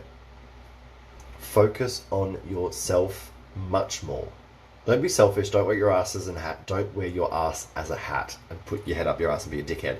But be aware that there's only so much you can do, only so much you can be a part of, and only so much you can deal with. Focus your energy and actually channel it correctly, use it correctly, and you'll be able to create amazing things. Does that make sense? I love it. From little things, big things grow, right? This is like flower agate energy. Really, really strong flower agate energy. Watching things grow that are from things that you've planted. Little seeds that you plant, tending to them, looking after them, and watching them grow. And I also think it feels like seeing a continuation of stuff that you've started at the start of the year, carrying that on forward and continuing on those rituals that you started, continuing on those spiritual practices and meditations, and reminding yourself, I've let life get the better of me. I need to remember that I need to meditate at least for 5 minutes in the morning and 5 minutes in the evening, right?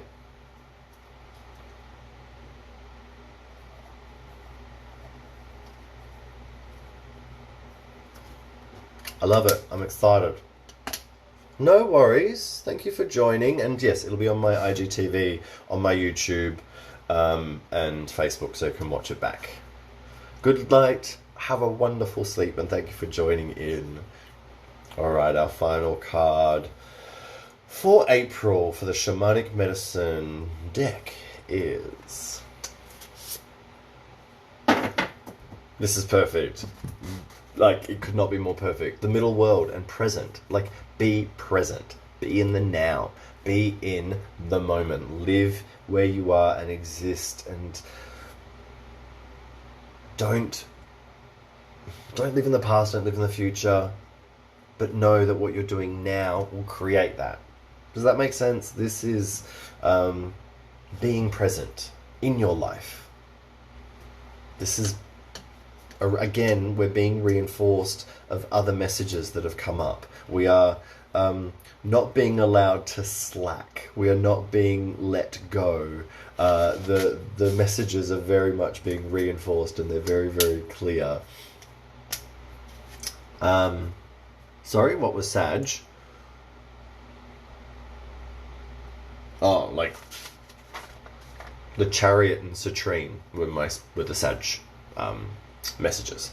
But we are up to April and the middle world. So with the middle world, as I said, enjoying what is around you, being present in the moment, being aware of what you have, and like the mouse is, tending to the small things, tending to what's around you, and not feeling like you need to do too much, or need to do more than, or need to push yourself further. This isn't about that. This is about doing what's in front of you. It's quite beautiful. And it's kind of permission as well. Permission to not worry about things, and to just exist and to live. And for me, I'm getting, I would say, emerald for the middle world, and being present and really like seeing the abundance around you, seeing the good around you, and existing in all of that deliciousness. Like, it feels like emerald is the energy that we want for April. All right, so now we're rolling forward into May. May, we have another first of the month new moon, which is very exciting. The full moon is on the 16th, and then we have a second new moon on the 30th. So we have 2 new moons in the month of May. We have the Gemini season starting on the 21st, ending, of course, Taurus energy. Jupiter comes out of Pisces on May the 9th. So we will start to feel a slowdown of that creative flow. Mercury's second retrograde of the year starts on May 10th. So do be aware that that will go for the rest of the month, and it will finish on the 3rd of June. But most importantly, we have a total lunar eclipse happening on May the 16th. Now, this will include the whole world except for Asia and Australia. So the whole world is really going to feel this, except for our part of the world, weirdly enough. You will still get a little bit of the energy, but you won't feel it as powerfully as if it was happening over us. So just be aware that those of us in Australia... No, because it's a new moon, not a full moon. So 2 new moons a month isn't the same as 2 full moons a month. If it was 2 full moons, then it would be the blue moon. But because it's a new moon, it's not the same thing. I'm sure it has a name, but I don't know it. So yes, we've got the 2 new moons. And yes, the lunar eclipse on the 16th. So those in Europe, North America, South America, you will definitely be feeling that. Yeah, May will be challenging. By the look of it, May feels like it's going to be a bit of a challenge. But I feel like being in Australia, maybe it won't be as challenging as maybe the rest of the world will be feeling it. Us will be heading into winter, so doing less, focusing on maybe doing a bit less, whereas over in the Northern Hemisphere, moving into summer, trying to do more, maybe the challenges are going to be a little bit different that we're going to experience. In fact, I guarantee they'll be a little bit different to what we're going to experience. But anytime that there's a Mercury retrograde happening over the month, anytime that there's an eclipse and a full moon all happening together, like, be prepared energetically, like, kind of keep your head down. Our first card for May: the halls of learning, spirit guides, confirmation, and great lessons. So we are continuing and carrying on the lessons. And it feels like maybe, just maybe, there might be a reinforcement of some of them. There might be a, are you sure you've done that correctly? Are you really sure of that decision that you made? Have you actually been thinking this through properly?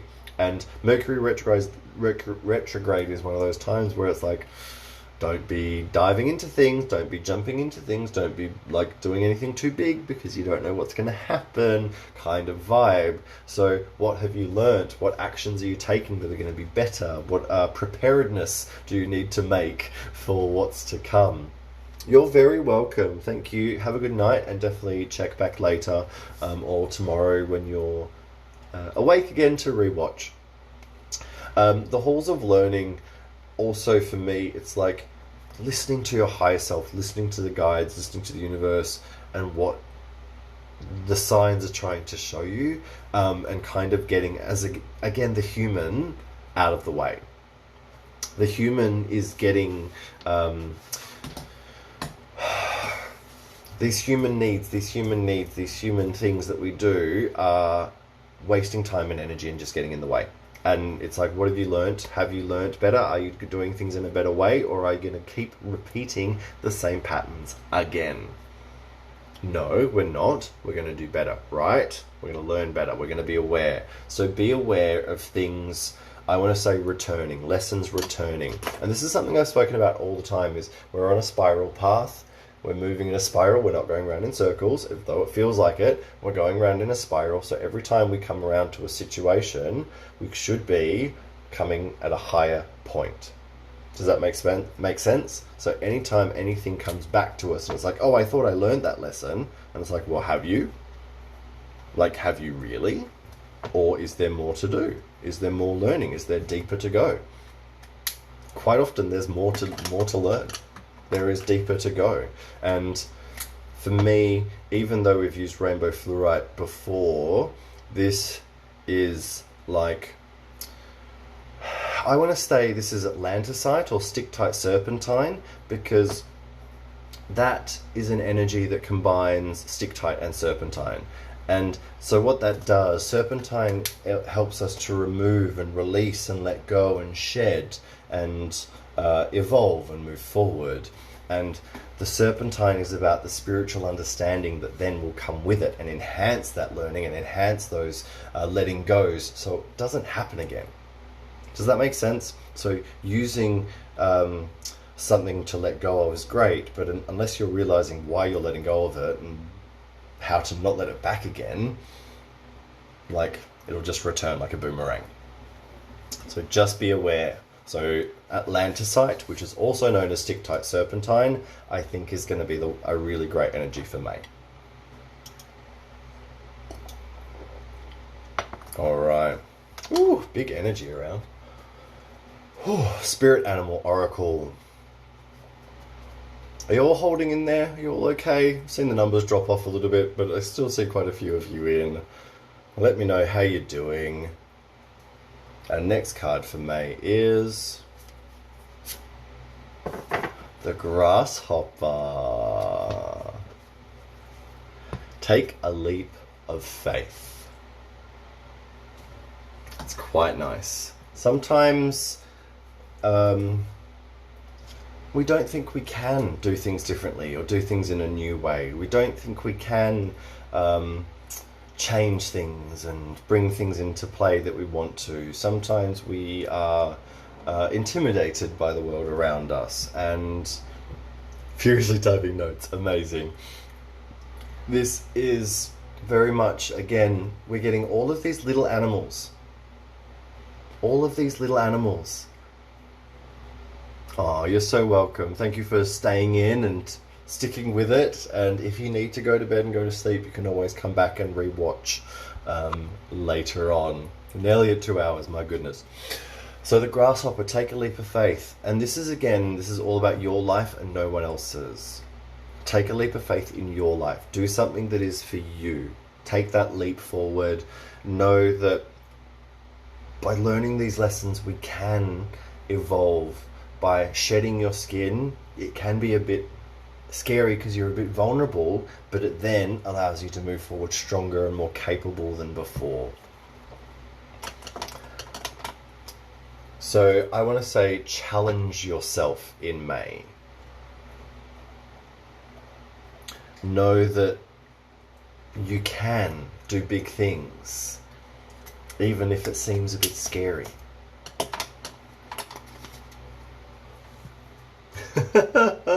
We love cat presents. We love cat presents. I also can't help it, but I'm getting in my head, wax on, wax off, right? More of these lessons. Like, you've got to be the student, learn, and realize through a bit of training, through a bit of work, you can do bigger and better and more amazing things. Leap of faith. Grasshopper. I would say...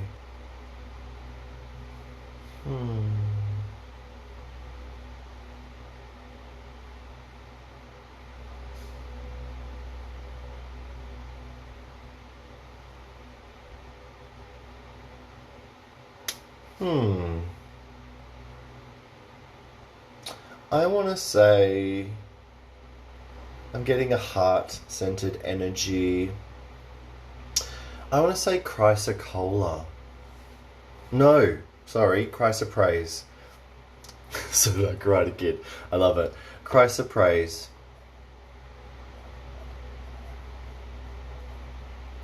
Chrysoprase is beautifully heart-centered. It's beautifully connected to our higher heart and heart centers. So it really allows us to go, what are my feelings telling me? I'm going to follow my heart. I'm going to follow that forward. I'm going to give that sense of heart freedom vibe. Yeah, you could probably work with jade as well, but jade feels a little bit more grounding, whereas chrysoprase is a little bit more like dreamy, and I feel like there is that sort of dreamy aspect. It feels really important to this. Yeah, I would say chrysoprase, definitely. And if you can't get the crystal, if you don't have the crystal, look up a picture, download a picture, and work with that in the meantime. But yeah, I would say jump at opportunities, take those chances, and really follow your heart in May.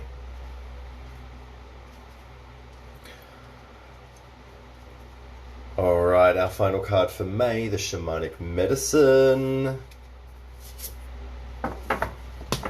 the four-legged energy and endurance. This is very interesting. So this is also showing us that there's still a way to go. Like the changes that we're bringing into play, the stuff that we're doing, the work that we're making happen and doing it's not over. There's still a lot more to come. There's still more to do, and it's not to say be disheartened, but like, where is this going?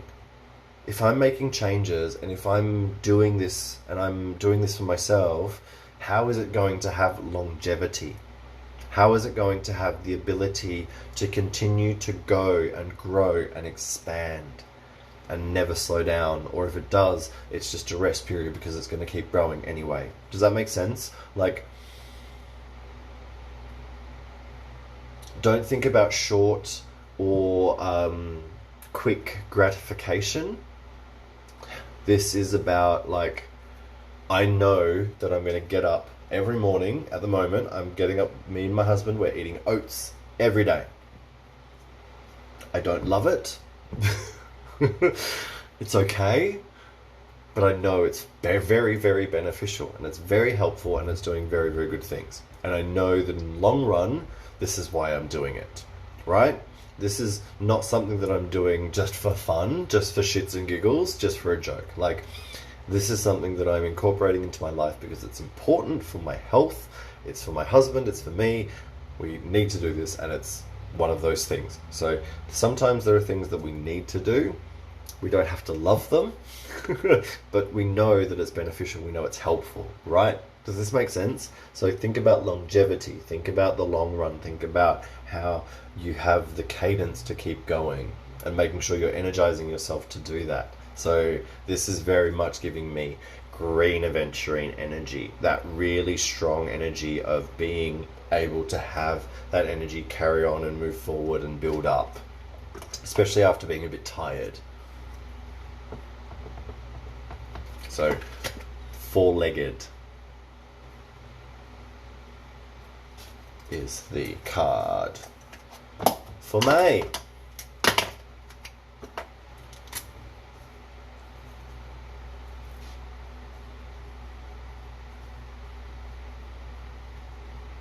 Green Aventurine is a great one if you're a bit tired, if you're feeling a bit flat, if you're like, I need that energy to keep going. It's a great day-to-day vibe. All right, June, almost halfway through the year. So for June, we don't have the first full moon, the first new moon, because it's at the end of May, remember? So the new moon is on the 30th of May, and then the full moon is on the 14th of June. And then we have a new moon on the 29th of June. So the new moon is at the end of the month. The full moon is in the middle of the month. For you Geminis, we have the winter solstice on the 21st, of course. Mercury finishes its retrograde on the 3rd. And there are 2 retrogrades that start. So we have Saturn starts its retrograde on the 5th of June. Saturn governs discipline and structure. And Neptune retrograde starts on the 28th. And Neptune is more about illusion and feeling and that kind of stuff. So when we're heading into June, there is, for us, winter for us in the Southern Hemisphere. There are going to be some breakdowns of some stuff. For you in summer, Northern Hemisphere, some breakdowns of structure and illusion. And I want to say it feels like a month of reintegration. Reintegration feels like the right word. It's a big, heavy, like, what did we learn from last month? And what are we moving forward into the rest of the year with? And I think also because we're in that Gemini moving into Cancer energy, we get very in our heads. So I feel like there's going to be a little bit of that challenge of not getting in your head so much and remembering to continue the action. Does that make sense? All right, so our first card for June, the Holy Grail. Wow, inner discovery, finding sacredness. You are what you seek. So, what have we learned this year so far? Are you putting into practice that which you should be doing? Are you taking care of yourself spiritually? Are you really putting yourself first in this way? Are you living your life in a way that is going to reimburse you spiritually? Are you seeking a life that is going to be that which is something that you want to live for the rest of your life? No pressure. This is inner work. This is shadow work to bring out really positive energy, like going into those dark spots and revealing the light that is actually within you, but also really giving back to your energy, really replenishing it, giving back to you, returning into you the work that you have been doing this year so far. There is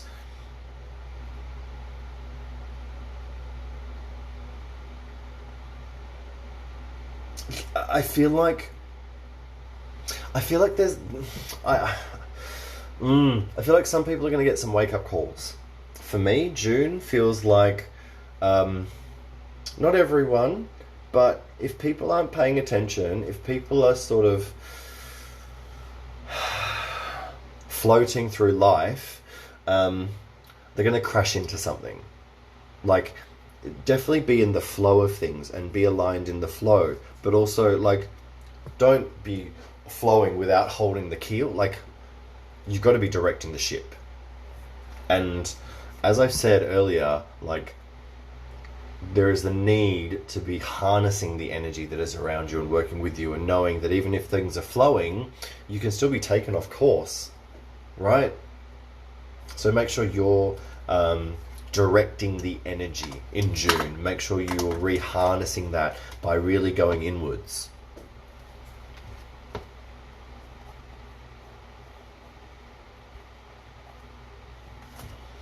As far as crystals go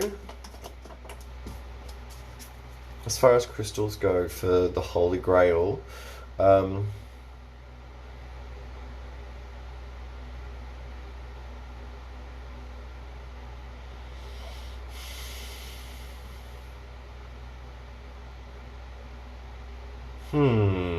this is a challenging one because I feel it can be very different for a lot of people.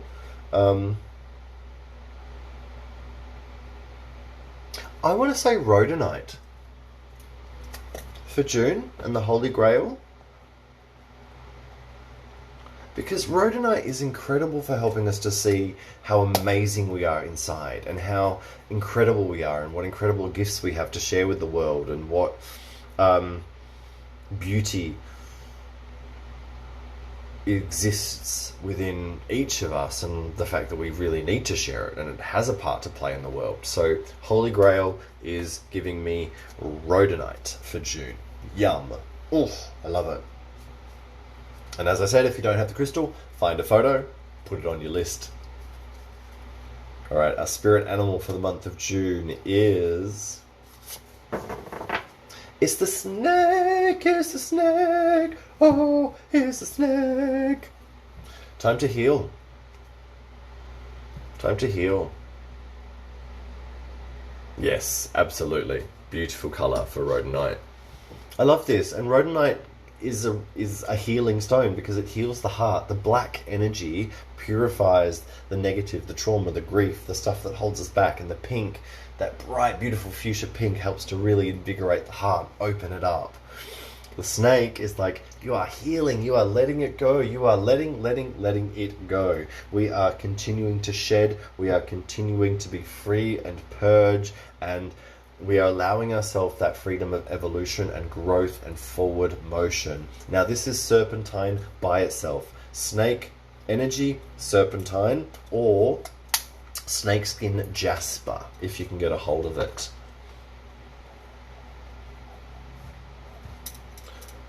Snakeskin jasper is much more difficult to get a hold of than serpentine, so I would definitely recommend serpentine is easier.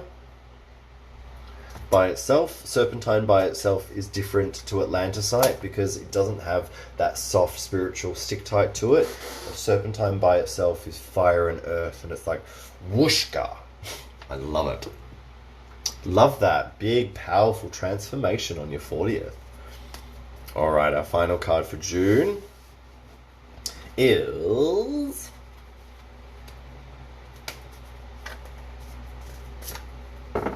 the flute and expression. Oh, this is beautiful. This is so good. We are healing. We are removing those things that are holding us back and being able to express our truth. The flute is creating music, creating sound, being able to express. It is, right? I just love it. It's so delicious. Our ability to express ourselves is not just, wow, another 40th in June. Nice. Good work. Big time for some people. So this is a really powerful time to harness your voice, your truth. But also, expression isn't just how we speak. Expression is also connected, to how we dress, how we act, how we behave, how we interact with people. So really, through this healing, through this letting go, you should be really expressing yourself with more openness, more clarity, and more confidence. I love this. This is delicious. So for the flute and expression, it's definitely giving me throat chakra energy, obviously, but I want to say Amazonite, because Amazonite connects to the throat and it helps us to express, but it also gives us a little bit of heart energy, which I think is nice, and I think it feels appropriate because it's staying in the same realm. Serpentine, rhodonite, amazonite all have a heart connection, and it feels really nice to have the three of them working together, but still connecting to the throat. All right, halfway through the year now, we're heading into July. Very exciting, and as I said, this is a month that energetically has a little less going on. So you have your Saturn is retrograde and Pluto is retrograde, so they're happening, but otherwise not a lot else is happening. So it's just a continuation. The only thing that really happens is at the end of the month, on the 29th of July, is when Jupiter goes retrograde. So at the end of the month, 29th of July, Jupiter is going retrograde the same day as the new moon. So that means all of this big growth that we've been feeling for the first 6 months of the year is really going to start slowing down. We're really going to feel a little bit of the brakes starting to pull up, and especially in the southern hemisphere, being in winter, starting to really hibernate, look after ourselves inward a bit, be a bit quieter. But those in the northern hemisphere, it's really going to be about conserving your energy correctly and using it properly, even though it's going to be summertime. All right, so our first card for July is the Arcturian Light Codes. Wow. It's one of the incredible star systems that exist, the Arcturus star system. Evolutionary downloads, recalling power, and future thinking. So, hibernating and thinking about the future. Basically, going inwards, downloading, and thinking, where are we going forward? All of this letting go, all of this shedding, and all of this healing that we're doing is tiring, and it will be exhausting in a really special way. That sort of healing work is very invigorating and empowering, but it's also exhausting and really tiring. So we can find ourselves, especially for us in the southern hemisphere, being wintertime, you want to do less, so do less. Those in the northern hemisphere, really use your energy wisely. Think about going inwards, meditating often and regularly, and making sure you are thinking about how you're integrating the lessons from the past to make the future better. This is a time to be not less present in the present, but this is a time where you can start thinking about the future a lot more.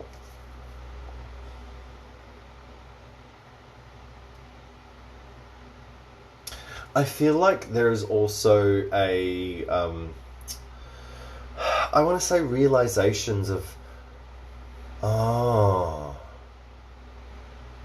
okay, that's why I did that for so long. Like, all this healing and letting go, it's like the realizations really start to hit us. The realizations of like, that's why I did that for so long. That's why I kept repeating that pattern. That's why I kept hitting my head against that wall.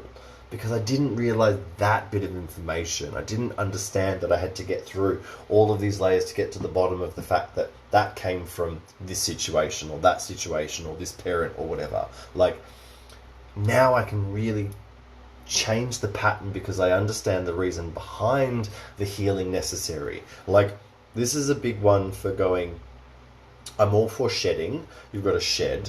But why are we shedding what we're shedding? Where does it come from? How do we find compassion and understanding for where that's come from? Where has that pattern originated from? And how can you allow yourself not only the human side to understand it and let it go, but the spiritual side to then be fully aware?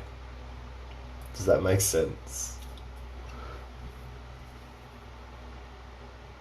For me, this is giving me very, very strong Damburite vibes.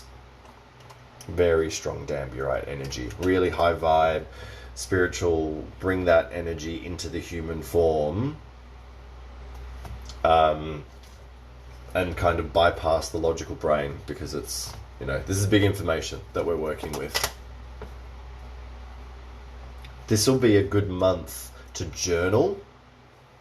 A really good month to be journaling. Not that you shouldn't always be journaling, but this is a really good month to be writing down your ideas, writing down your meditations, and really journaling this stuff down, because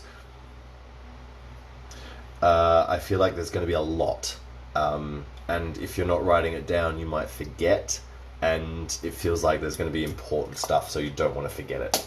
So this is going to be, yeah, really writing down things, journaling, not just the meditations, but also the stuff that you're letting go of as well. So you're really able to remember it and recall it and understand it.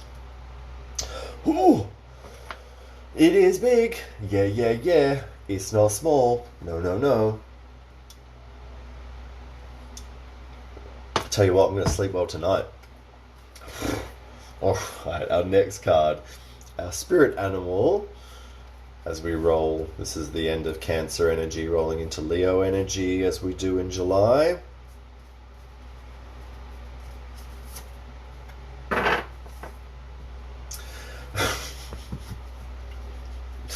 I love it when the cards contradict themselves. Life is speeding up with the antelope spirit. Isn't that hilarious? As I say, slow down, go inward and hibernate. Life is speeding up. So it's like, as you rest, things will move quickly. The more time you take out, the quicker things will move along. So this is kind of ironic in a way, in a really nice way. But as I mentioned, in the Northern Hemisphere, things are moving forward quickly. You are being governed by that summertime, forward-driven, fast motion thing. But the planets are kind of going, yeah, don't go too fast. So even though there's a bit of a push-pull, there is definitely forward momentum. Does that make sense, everyone? Welcome to the contradiction of spirituality. Everything contradicts itself and balances itself out. Yeah, absolutely. Power nap. Definitely. Exactly. That's a great way of putting it. It's like sometimes it is just a power nap situation. Antelope also... they're able to be perfectly still, right? Eating, doing their thing. And then as soon as they need to, right? They're ready to go and move and go really fast. So this is, even when there are times where it is slow, when it does move, it'll happen really quickly and you'll be able to go with it. But be aware. Be aware, even if it has slowed down a little bit, it's probably only for a very short time, and you need to be aware that something else is coming. Because something's coming. Preparedness, awareness, being able to be adaptable.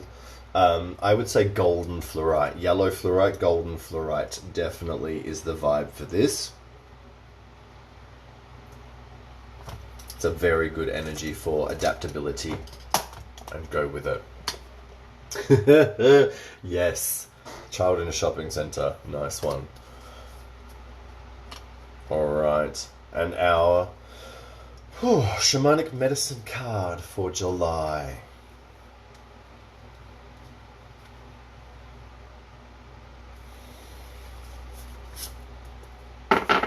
It's that soul retrieval and reclamation. So this is very empowering, very deep in the way that it's hitting us all. We're really starting to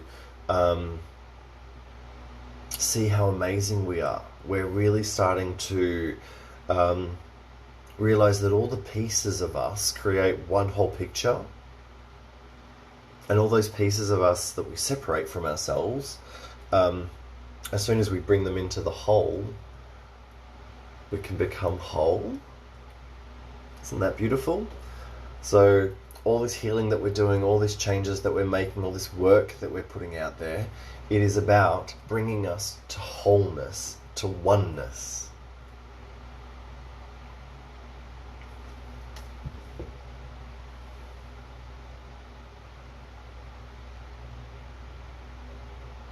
It's kind of the whole reason why we're here, is to, bring it all back, learn all those lessons, and bring it all back into harmony. It feels like we're really going to be learning some good stuff, really understanding some stuff.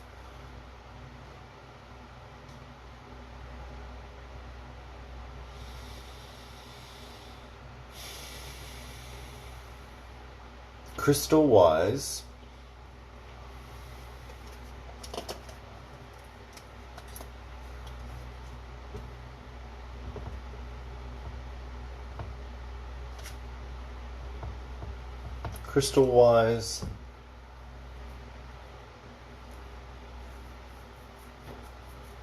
Sugilite is the energy of this. Definitely Sugilite. Sugilite. It is universal in the way that it loves, and it really gives us the ability to help us to feel small and huge at the same time, and see our part to play, and see where our soul is, and to really love all aspects of ourselves and the world. So Sugilite is the energy that I'm recommending. Alright, August, rolling forward, we have a full moon on the 12th of August, and then a new moon on the 27th. We also have Uranus goes retrograde on the 24th, joining Neptune, Jupiter, and Saturn.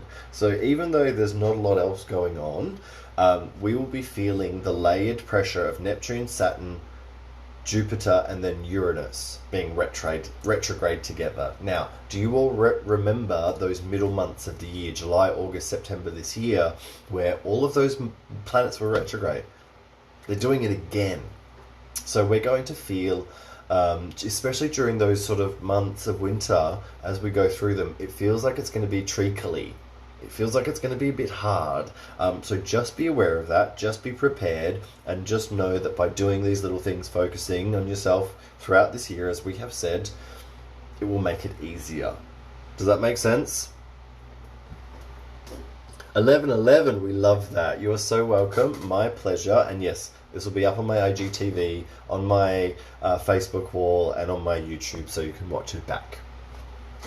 Thank you for joining in. Okay, August. Our first card is The crystal skull wisdom, clarity, divine healing, high vibrational energy. Oh, you all know I love crystal skulls. I love crystal skull energy because it gives us consciousness, the idea of learning and understanding and all of that power. I have got little labradorite skull right in front of me, my little moldavite skull that I showed you before right in front of me, as well as a couple of others that sit very proudly in front of me and behind me too. I love the energy of knowledge and learning, and as far as I'm concerned, skulls are knowledge, learning, consciousness, understanding, and the more we can learn, the more we can understand. How good is that? So we are really finding so much clarity in our lives through what we've learned. So think about all that you've been learning, all that has happened throughout the year so far, and before 2022, and think about how you are shifting forward and evolving forward and moving forward in the best, most high vibrational way. It is like you can never stop learning. If you think that you are done learning, wake up. I'm sorry, but you can never stop learning. And the most wise people are those that are aware of that. They can keep growing, keep going, keep aging, and keep learning. And that is so, so important. There is Astrologically, nice, very, very, very good. That's a very expansive spiritual energy to work with too.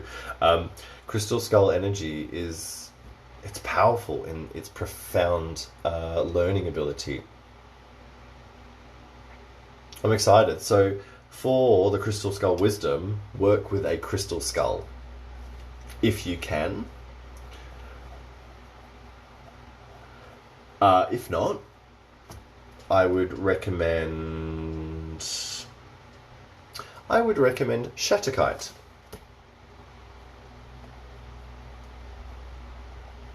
Which is a very powerful teacher stone. Very powerful teacher stone. But yeah, any crystal skull at all in any stone would work, because they all are here to share consciousness and knowledge. So any that you have in your collection, or if you find a picture of one that you love that someone else has, because there are lots of them that are out there that are sharing consciousness in a large scale. Lots of Leandro's skulls do that. Einstein, look up Einstein the skull, and what he shares. There's some interesting stuff out there. All right, the animals. Which animal for August do we have? The stag. And take the lead. Isn't that beautiful? This is really being able to put what you've learnt into practice, really being able to take it and put it forward in your life, being able to say, I'm going to do things better, I'm going to change things, I'm going to make things happen in a way that is right for myself, I'm going to make these executive decisions that are important for me, that are important for my life, that are important for those around me. I'm going to be the one that is in charge. I'm going to be the one that is holding the flame. I'm going to be the one that others look to, and I know that I am that, so I am going to make better decisions. I'm going to be aware that the decisions that I'm making, that what I'm doing is influencing people around me. So I need to be aware of what I'm doing and why.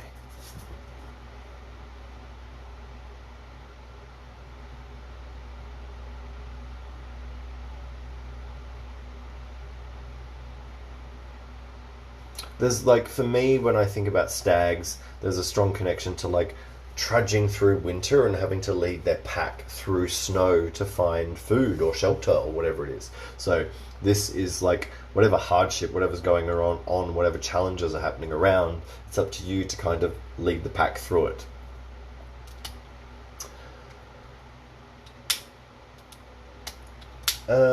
I would say crystal-wise, this is a great time, if you've never worked with it before, to work with Libyan desert glass.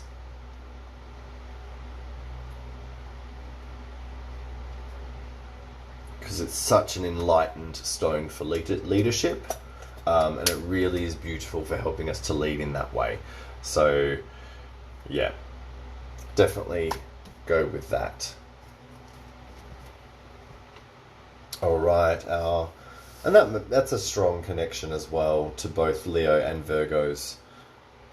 They both like to lead their lives. All right, our final card, the Shamanic Medicine card for August. Wow, this is a really nice shift in energy.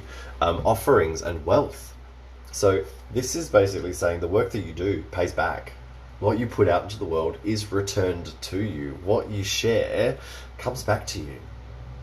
So do share, give to others, because it's going to be returned. This is an abundance card. This is wealth. See how wealthy and how abundant you are. See how lucky and how blessed you are in your life. How amazing it is that you have this opportunity to create change, to do things in a different way, to lead for others, to help others. Like, not everyone gets to do that. It's pretty exciting.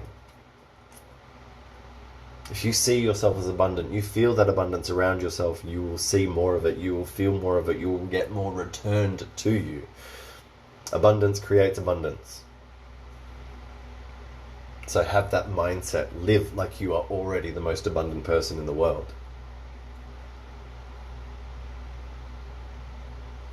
Citrine. Simple.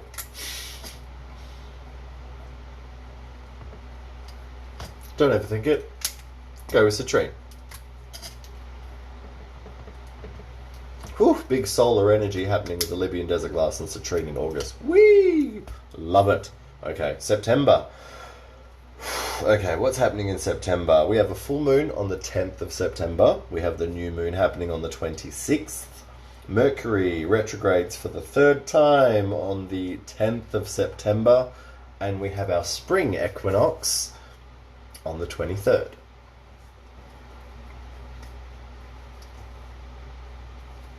And autumn equinox in the northern hemisphere.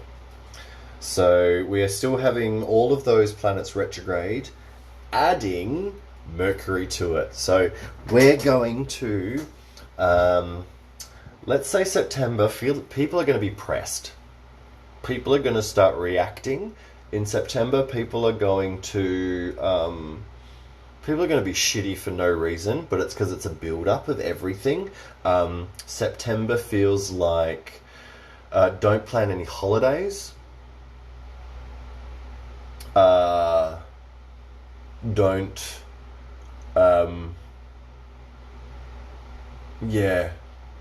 do too much if you can. I would say September feels like very much a be very aware of everyone else's energy, because I feel like there's going to be a bit of chaos in the air in September. Oof. Let's have a look. Hathor light codes, light immersion, full system upgrade, power recall. So this is a really wonderful card in the sense that it's helping you to feel more powerful and connect to that immersion of light, bringing that really positive energy to help you to upgrade and move forward and do better. But it also is a connection to having to do difficult things to upgrade. Does that make sense? So this is very much connecting to that challenge of the month, the challenging energy being around us, but it's leveling us up. It's getting us to build up, do better, evolve, move forward, and it's going to be, the universe is going to be pushing you to do better. It's going to be pushing all of us to be doing better. All of us. I don't think anyone is going to be let off the hook in September. I think there is going to be different levels of pushedness for everyone, but I feel like no one's going to be let off the hook. Everyone's going to be like have a hand in the back somewhere, and it's going to be like get out there and do that because it's time to do it. Does that make sense? Sorry, Facebook just had to block a scammer. Alright, so crystal-wise, for Hathor light codes, leveling up in that way, I would say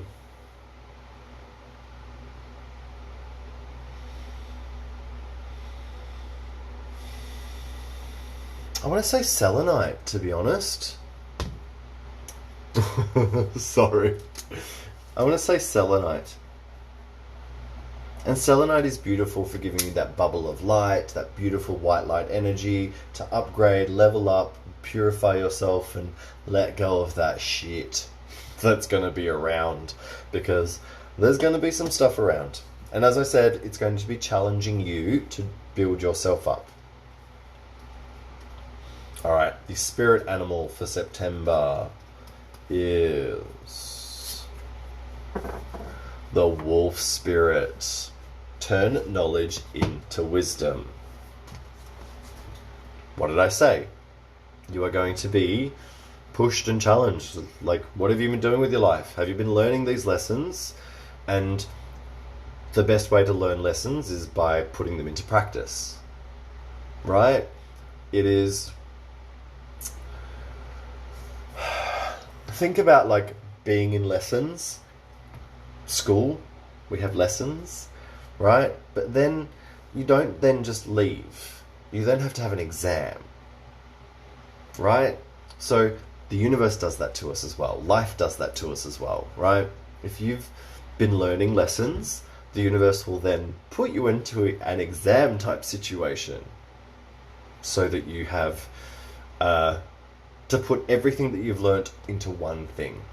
And there you go. Do you pass or do you fail the exam? Have you learned all of the lessons properly? You just skate through. Think about this, everyone. Think about this. Because this is another leader. Another leader that has to lead in cold, frigid conditions and has to lead their pack. Right? The stag is the masculine leader. The wolf is the feminine leader, because all wolf packs are led by matriarchs. So this is a really important lesson, to be leading with your intuition, leading the way, and leading by knowing that you've learned from the past, but you've got to put it into practice in difficult conditions to see whether or not it works, right? It's like, oh, I've been going through all of these lessons to learn this. Good, I've learned the lesson. But have you actually gone to school with it? September is going to be that test. My goodness. My goodness. So I want you to think about moonstone. Good, powerful moonstone energy.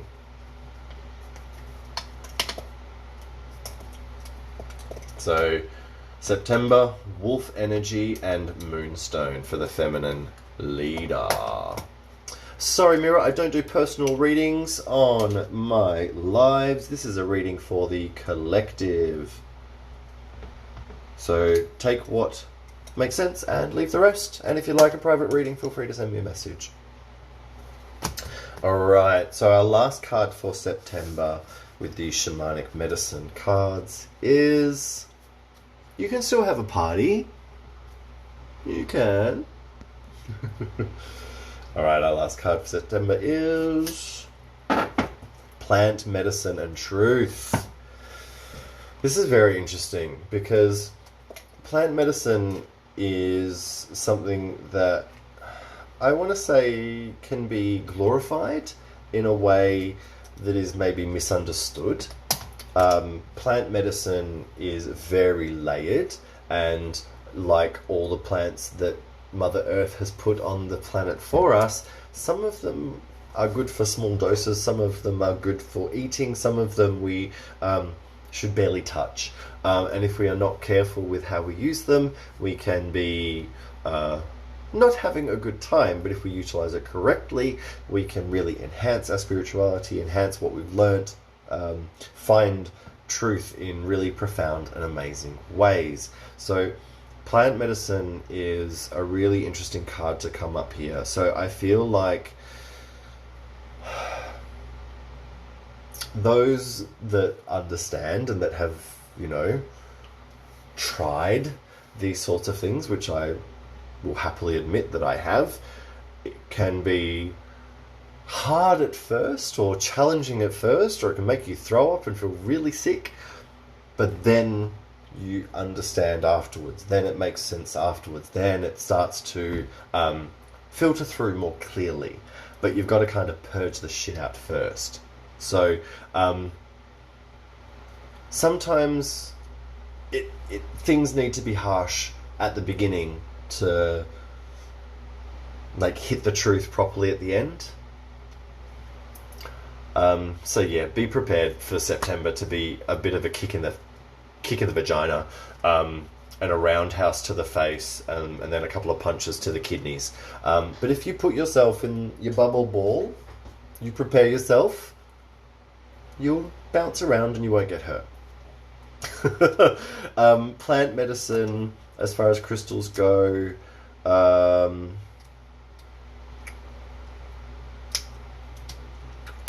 I'm going to say epidote. Epidote in prehnite is going to be the one for September. Beautiful combination naturally that forms, with the epidote forcing us to change and the prehnite helping us to peacefully understand what it is that we need to change. Alright, so October. October is big. Let me start with the full moon on the 10th, new moon on the 25th. Saturn will finish its retrograde on the 23rd. Mercury finishes its retrograde on the 2nd. Pluto retrograde finishes on the 9th. So lots of retrogrades are finishing. So lots of relief happening in October. But Mars goes retrograde on the 30th, but that's at the end of the month, so that's okay. But we have a partial solar eclipse on the 25th of October. That is mainly going to be hitting Europe. So my European friends, that is something to be aware about. The partial solar eclipse happening on the 25th of October. So we here in the Southern Hemisphere, we won't really feel it. It won't really affect us, but definitely keep an eye on Europe because there'll be some happenings. But this is a big one because there's lots of retrogrades ending. So lots of relief will be coming through October. I feel like there's going to be a lot of emotion, a lot of big feelings that are going to be happening. And I feel like some crescendos. Definitely getting some crescendos happening in October. All right, our first card for October is the Merkaba activation, transcendence, ascension, and you are rising up. Did I not just say crescendo? Like peak energy hitting in October for many of us and many of you. There will be that everything coming together. Everything coming together. So the Merkaba is the two triangular three-sided pyramids, masculine and feminine, that form the star. So it's really about everything coming together. As I said, the exam. So September, October, you will have both months will feel really heavy with the exam, but the October is the finishing of it, is the ending of it, is the completion of it. My right ear is being like pulled. I'm pulling on it, but it's because some like energy is pulling on it. So this is going to be a time to listen to masculine energy, to listen to the masculine within yourself as well, but to also to try and think. I want to say bring practicality into spirituality. Does that make sense? Like, try and find practical ways of being spiritual and bringing that spirituality into every day and what you're doing.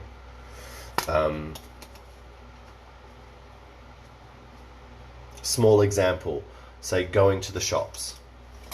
It's not necessarily the most spiritual experience. You know, there are other people living their lives. It can be annoying. But I'm going there, not paying attention to what other people are doing and what they're living, just making sure I'm not crashing into everyone. But this is going to nourish me, so I'm going to pick this and I'm grateful for it. I'm grateful for this, it's going to nourish me and I'm going to put that in my basket. This, I deserve this, so I'm going to get myself this treat of ice cream because fuck me, I've worked really hard this week and it's hot. Like, I'm going to give myself these things and I'm going to put that energy in and make it slightly more spiritual, and I will feel better because of it. Does that make sense? You can make everything spiritual. You can bring meditation into everything. if only you're present. So for the Merkaba activation, if you can work with a Merkaba shaped crystal, like this, that's what a Merkaba shaped crystal looks like.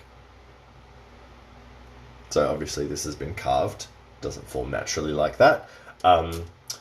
Any type of Merkaba that you have, amazing. But I would say as an actual crystal,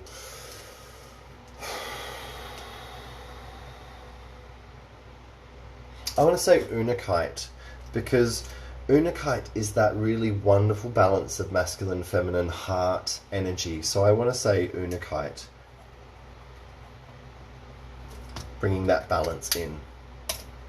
All right, what animal do we have for the month of October? Let's have a look here.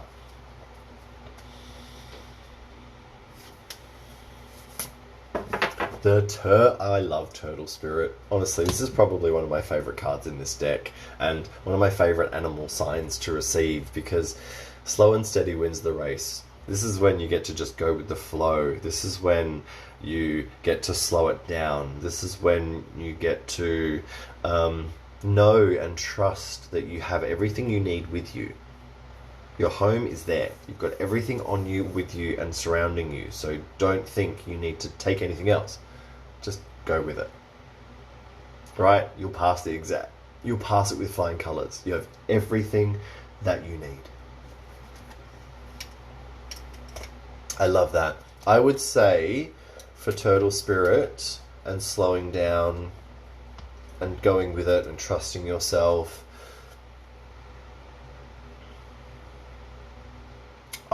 Yeah, Larimar. Let's go for Larimar. Delicious. Good ocean energy, ebb and flow.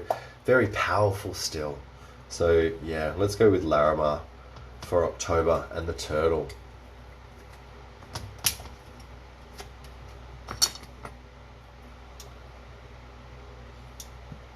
We're nearly at the end, everyone. You're all doing very well, those that have lasted and stayed with me the whole way.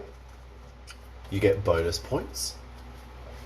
All right, Shamanic Medicine. Our card for the month of October is the Medicine Mask and Authenticity. That exam is making you to show, what have you learnt? Who are you? What are you doing? I love this. I love the black and the red. The challenge of those colours together is just like, are you doing it? Are you? Are you being that energy? Are you invoking it? Are you living it every day, being your authentic and best self? And all of these lessons, all of these things that have been happening have been bringing us to, closer to authenticity and to our truth, right?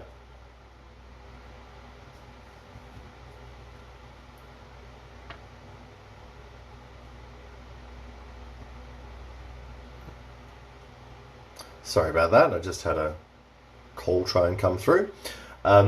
So the medicine mask is really telling us to be authentic, live our authentic self, live our authentic life, share our authentic self. Don't be afraid in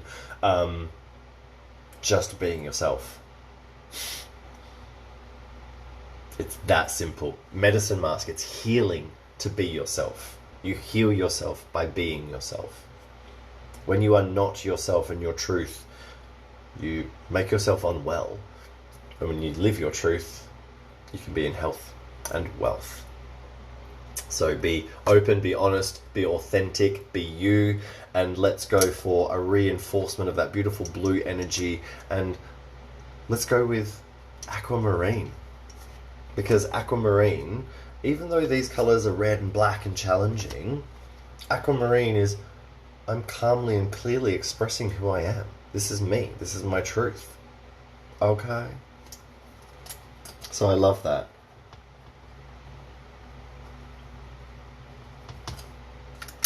And two oceany energies together, Larimar and aquamarine together. Yum. Okay, November. Second last month of the year. What have we got going on? So Mars is going to be retrograde. Jupiter finishes its retrograde on the 24th, so that's lovely. We have a full moon on the 8th, new moon on the 24th, and finally the last eclipse of the year, the lunar eclipse, which is happening on the 8th of November. Now, this lunar eclipse is going to affect everywhere except for Europe and Africa. So North America, Asia, Australia, South America, New Zealand, the Pacific, all going to be affected by this lunar eclipse. But Europe and Africa get a little bit of a break. This is also the transformation from Scorpio into Sagittarius season, of course. Let's have a look and see what the month of November brings.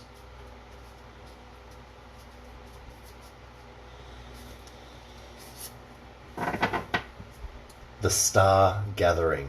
Stars aligned, remembering home and soul family. So this is a really important month of connection.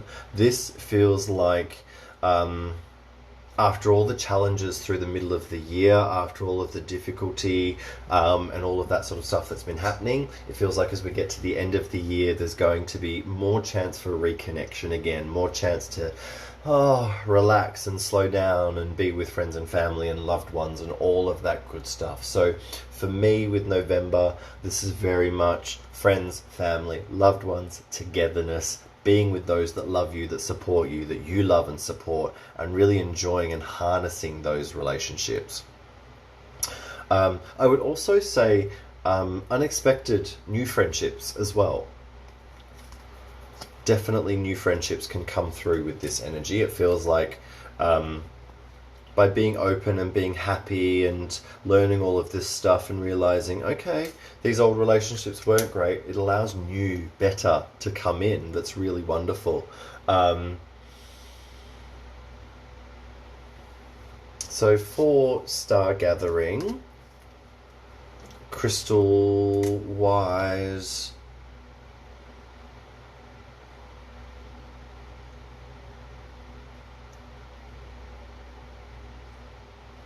I'm going to say Tektite. Beautiful Tektite energy. Regular Tektite energy connects the higher chakras from the crown up to the lower ones from the base down. It really helps the human side to kind of while our spirit and our soul comes into alignment and moves forward. And it really, soul recognizes soul, and it's a really great way and it's a really great energy to work with when you know the human side of you can be a bit in the way. So definitely Tektite energy feels delicious for November, and a really wonderful way of garnering perspective and having a higher perspective of things and really being able to see the big picture. And when you see the big picture, you can see that things are in place, you can see that things are where they should be, you can find the way. All right, our animal, the lion. We love the lion. Be generous of spirit. It's pretty simple. Share, give, be proud, share your energy with the world. Don't hide it. Be proud of the work that you do. We spoke about that with Leo energy before. Be the champion of your own ability and others as well, and be that light that the world needs. And I feel like, again, we have time to be with others again, where we've been working, we've been busy the last few months. By the end of the year into November, it's like, I can be with friends and family again. I can start to get together. We can start to hang out and have fun and all of that good stuff. So I feel like there's going to be a lot of togetherness that's coming in November, which feels really delicious. And I feel like it feels overdue.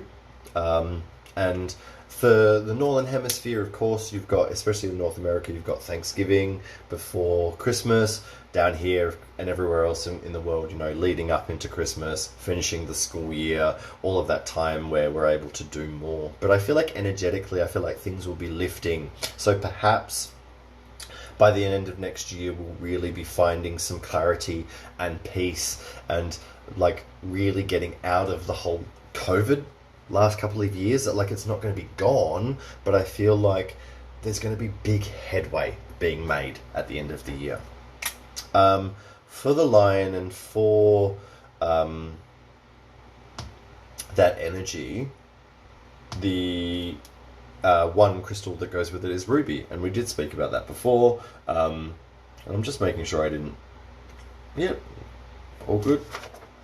Ruby was for Scorpio, but I can bring it back again. So ruby for your lion energy is definitely important for November. And it's a reinvigoration of passion, of excitement, of all that fiery good stuff. So we love that. Alright, our final card for November, the Shamanic Medicine card, is November 2022. Oh, the bones for casting and divination.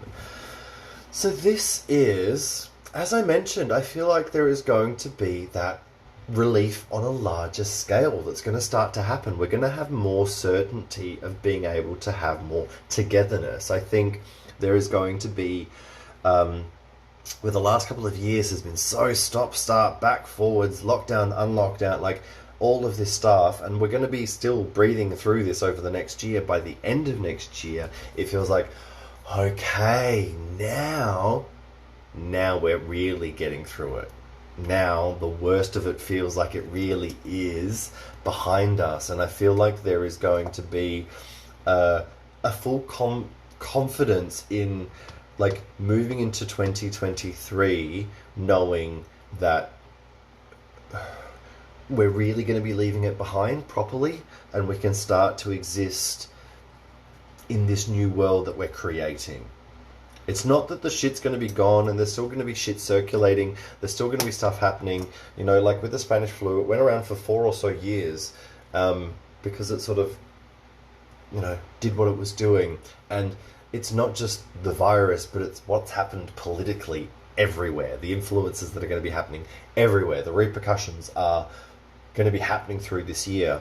And it feels like all of that uncertainty is coming to a more balanced place at the end of the year. And it means that we can look into the year ahead with a little bit more certainty, a little bit more of that groundedness, and a little bit more of that, okay, so I'm going to say smoky quartz. Because smoky quartz is not just a grounding energy, which is great. It's wonderful for grounding and helping us to feel stability. But smoky quartz helps us to remove negative energy and transmute it into positive energy. So it's removing negative, turning it into positive by teaching us what it is that was negative so we can make it positive. Does that make sense? So it's really that transformation of what we've learned so we can use it positively for our future.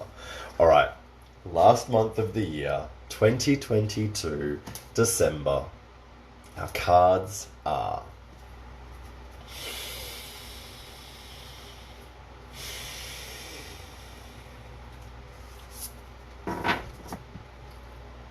the Palladian activation, coming together, harmony in the heavens, and resolution. Come on. Come on. This is... yeah, this is confirmation in the cards of really starting to get certainty again. Really knowing that all of this work that we've been doing these last 2 years, and it will be 3 by the end of next, it hasn't been for nothing. It hasn't been without purpose, and it hasn't been just for shits and fucking giggles, right? Like, excuse me. This has been a cultural reset for the planet. And we are all resetting in big ways, and the rest of 2022 is going to be really putting a lot of that into play. And by the end of 22, moving into 23, I feel like, okay, we really can start to breathe. We really can start to see the work paying off. We really can see the world changing for the better.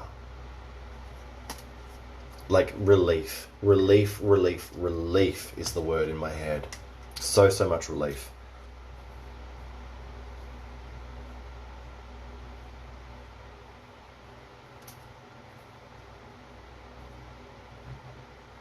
Crystal wise,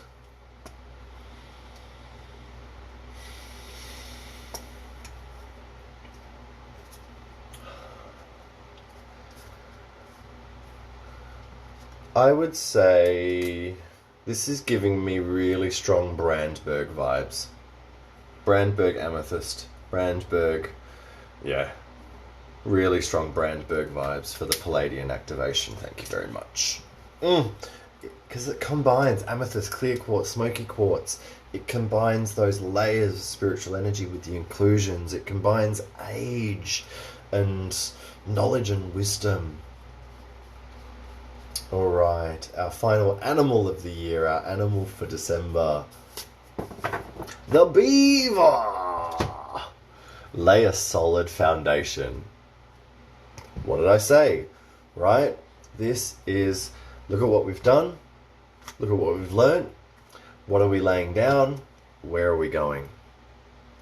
Beavers are one of the most incredible animals for transforming the world around them through the work that they do for themselves. Beavers create entire ecosystems.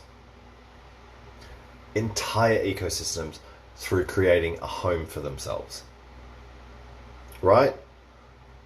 So through creating your own home, doing the work for creating your dam, your lodge, you then create a whole ecosystem for others to thrive with and thrive around. So the work that you have been doing for yourself is for others as much as it is for you, and that is amazing.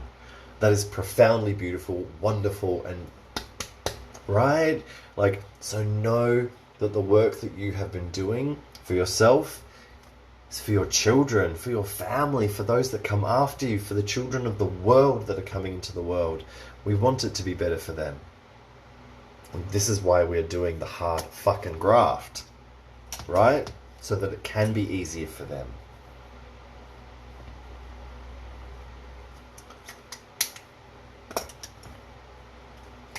So I would say, for the beaver,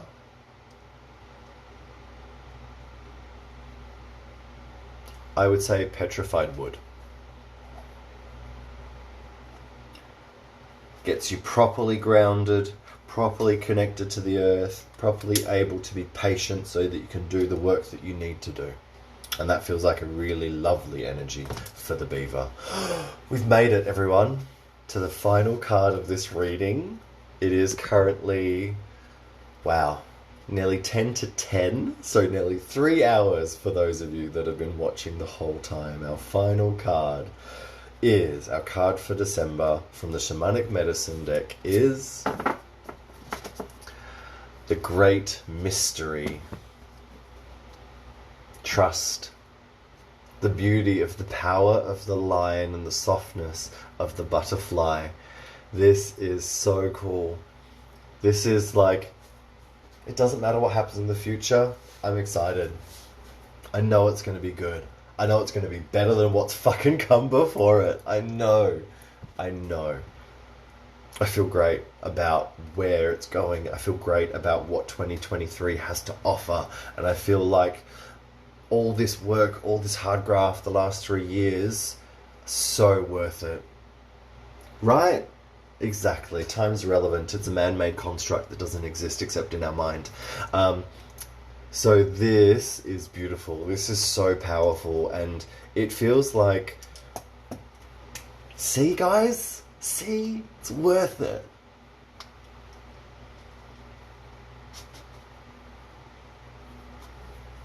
Great mystery, trust. I would say as a crystal to connect with that, let's just go with rose quartz. I just want to finish, and it's like, I don't need to overcomplicate it. I don't need to overthink it. I don't need to be too profound and high vibration. Just need to bring it into love, into lovely little rose quartz, and everything else will be fine. Whoa! Wow, that was quite an adventure. How are we all feeling, everyone? How are you all doing? Yes, oh my goodness. Definitely epic. and very interesting year ahead. And I love to do this. As I said, this is something that I do for myself every year, and I've done it for the last few. It's something that really is great for going back on. Save this video. Go, when I put it on YouTube, on my IGTV or Facebook wall, save it so you can watch it back, tag your friends so they can watch it as well. Hopefully you've learned something. Hopefully it's going to be helpful. And I love to make sure I go back on this through the year, each month. What's happening each month? What do I need to be prepared for? What crystal should I be using? And you've got that paired with your astrological ones. So hopefully you're as prepared as you can be, right? And as I said, to be forewarned is to be forearmed. Yeah. Anything else anyone would like to ask before I head off? You're so welcome. You're so welcome. Thank you for joining in for all of these 3 hours tonight. I hope it has been enjoyable and helpful. I definitely am going to try and do more virtual work in the future, more like classes and meditations and that sort of stuff. So definitely stay tuned for that. Yes, it'll be very interesting to see how the weekly ones pair with them. You're all very welcome. Thanks for joining in. And if you want to book in a private reading, personal reading for the year ahead, I've got plenty of space through January. So just send me a message if you'd like to. And for those coming along to the New Moon, New You event on the 3rd, I will see you there. Otherwise, namaste, stay safe and stay sane. Peace out and have the happiest new year. Have an amazing night, whatever it is that you're doing. Stay safe. Do something for yourself. Have something nice for yourself as a nice little transformation for the year, and celebrate in whichever way you are going to. And yeah, I'll see you next year, and I'll of course see you on Sunday for weekly oracle readings. Peace out. Lots of love, everyone. Bye.